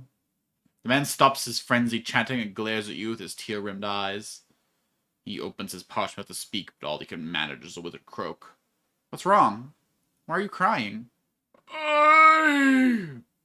His voice is so hoarse that it sounds like he's been with water for days. As you watch, a tear trickles down his face. I am a crier of Essanon. Essanon? Who is that? Who is Essanon? The man throws back his head and gives a rasping laugh. It sounds brutal and defeated. Essanon! It is not a man, but a city. Why do you cry for a city? We cry its name because Essanon must be forgotten. All criers of Essanon carry this burden. You mourn a city? Why do you do such a thing? Because its name is all that remains. Its avenues of light, its great spiraling parks. When it was laid to waste, reduced to memory, only 70 of its people survived. It was our duty to see that its name remembered across the plains. Many criers of Essedon have died for the sake of remembering. Many. I mourn the loss of your city and your citizens. Farewell. Seeking company, Cutter. Yeah, the kind of people that won't call me Cutter when they see me on the street. Like, damn. They just want me to do dangerous things to myself. They're trying to encourage me to get more of these scars.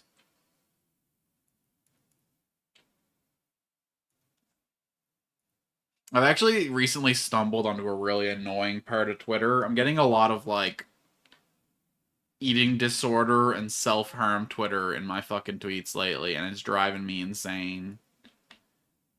I don't know what the fuck I interacted with to draw that out, but I ain't interested in seeing it. What I am interested in seeing is what's going on over here in Rag Picture Square, but unfortunately, I don't have a lot of time today for a long stream, so we're gonna have to cut it off here. Next time, though, we can pound our way into the Rag Pickers district. See what's going on with the man who took my journal, this Farod guy. I know. And you'll have more of this on Thursday, I guess. I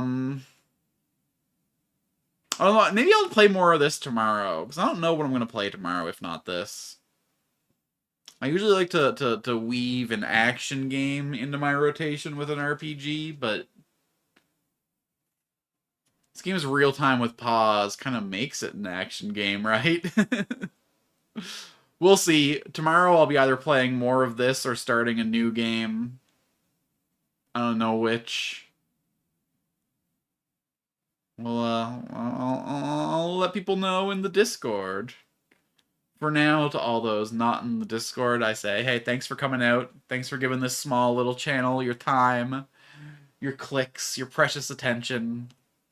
I'd love to get more of it in the future, but for now, I unfortunately must say adieu. I don't work tonight, so maybe I'll start stream early and go long tomorrow. We'll see. Whatever you need, I am here to provide it. I am Alex Alchin Altu, and thanks so much for coming out. Giving this tiny little channel a chance, whether a viewer, a chatter, a VOD watcher, I appreciate you all the same. And I'll chat at you another time. Till next time, I say goodbye to those of you on YouTube.com. And to the Twitch crowd, I say, hey, who are we gonna raid, huh? Where am I sending y'all out?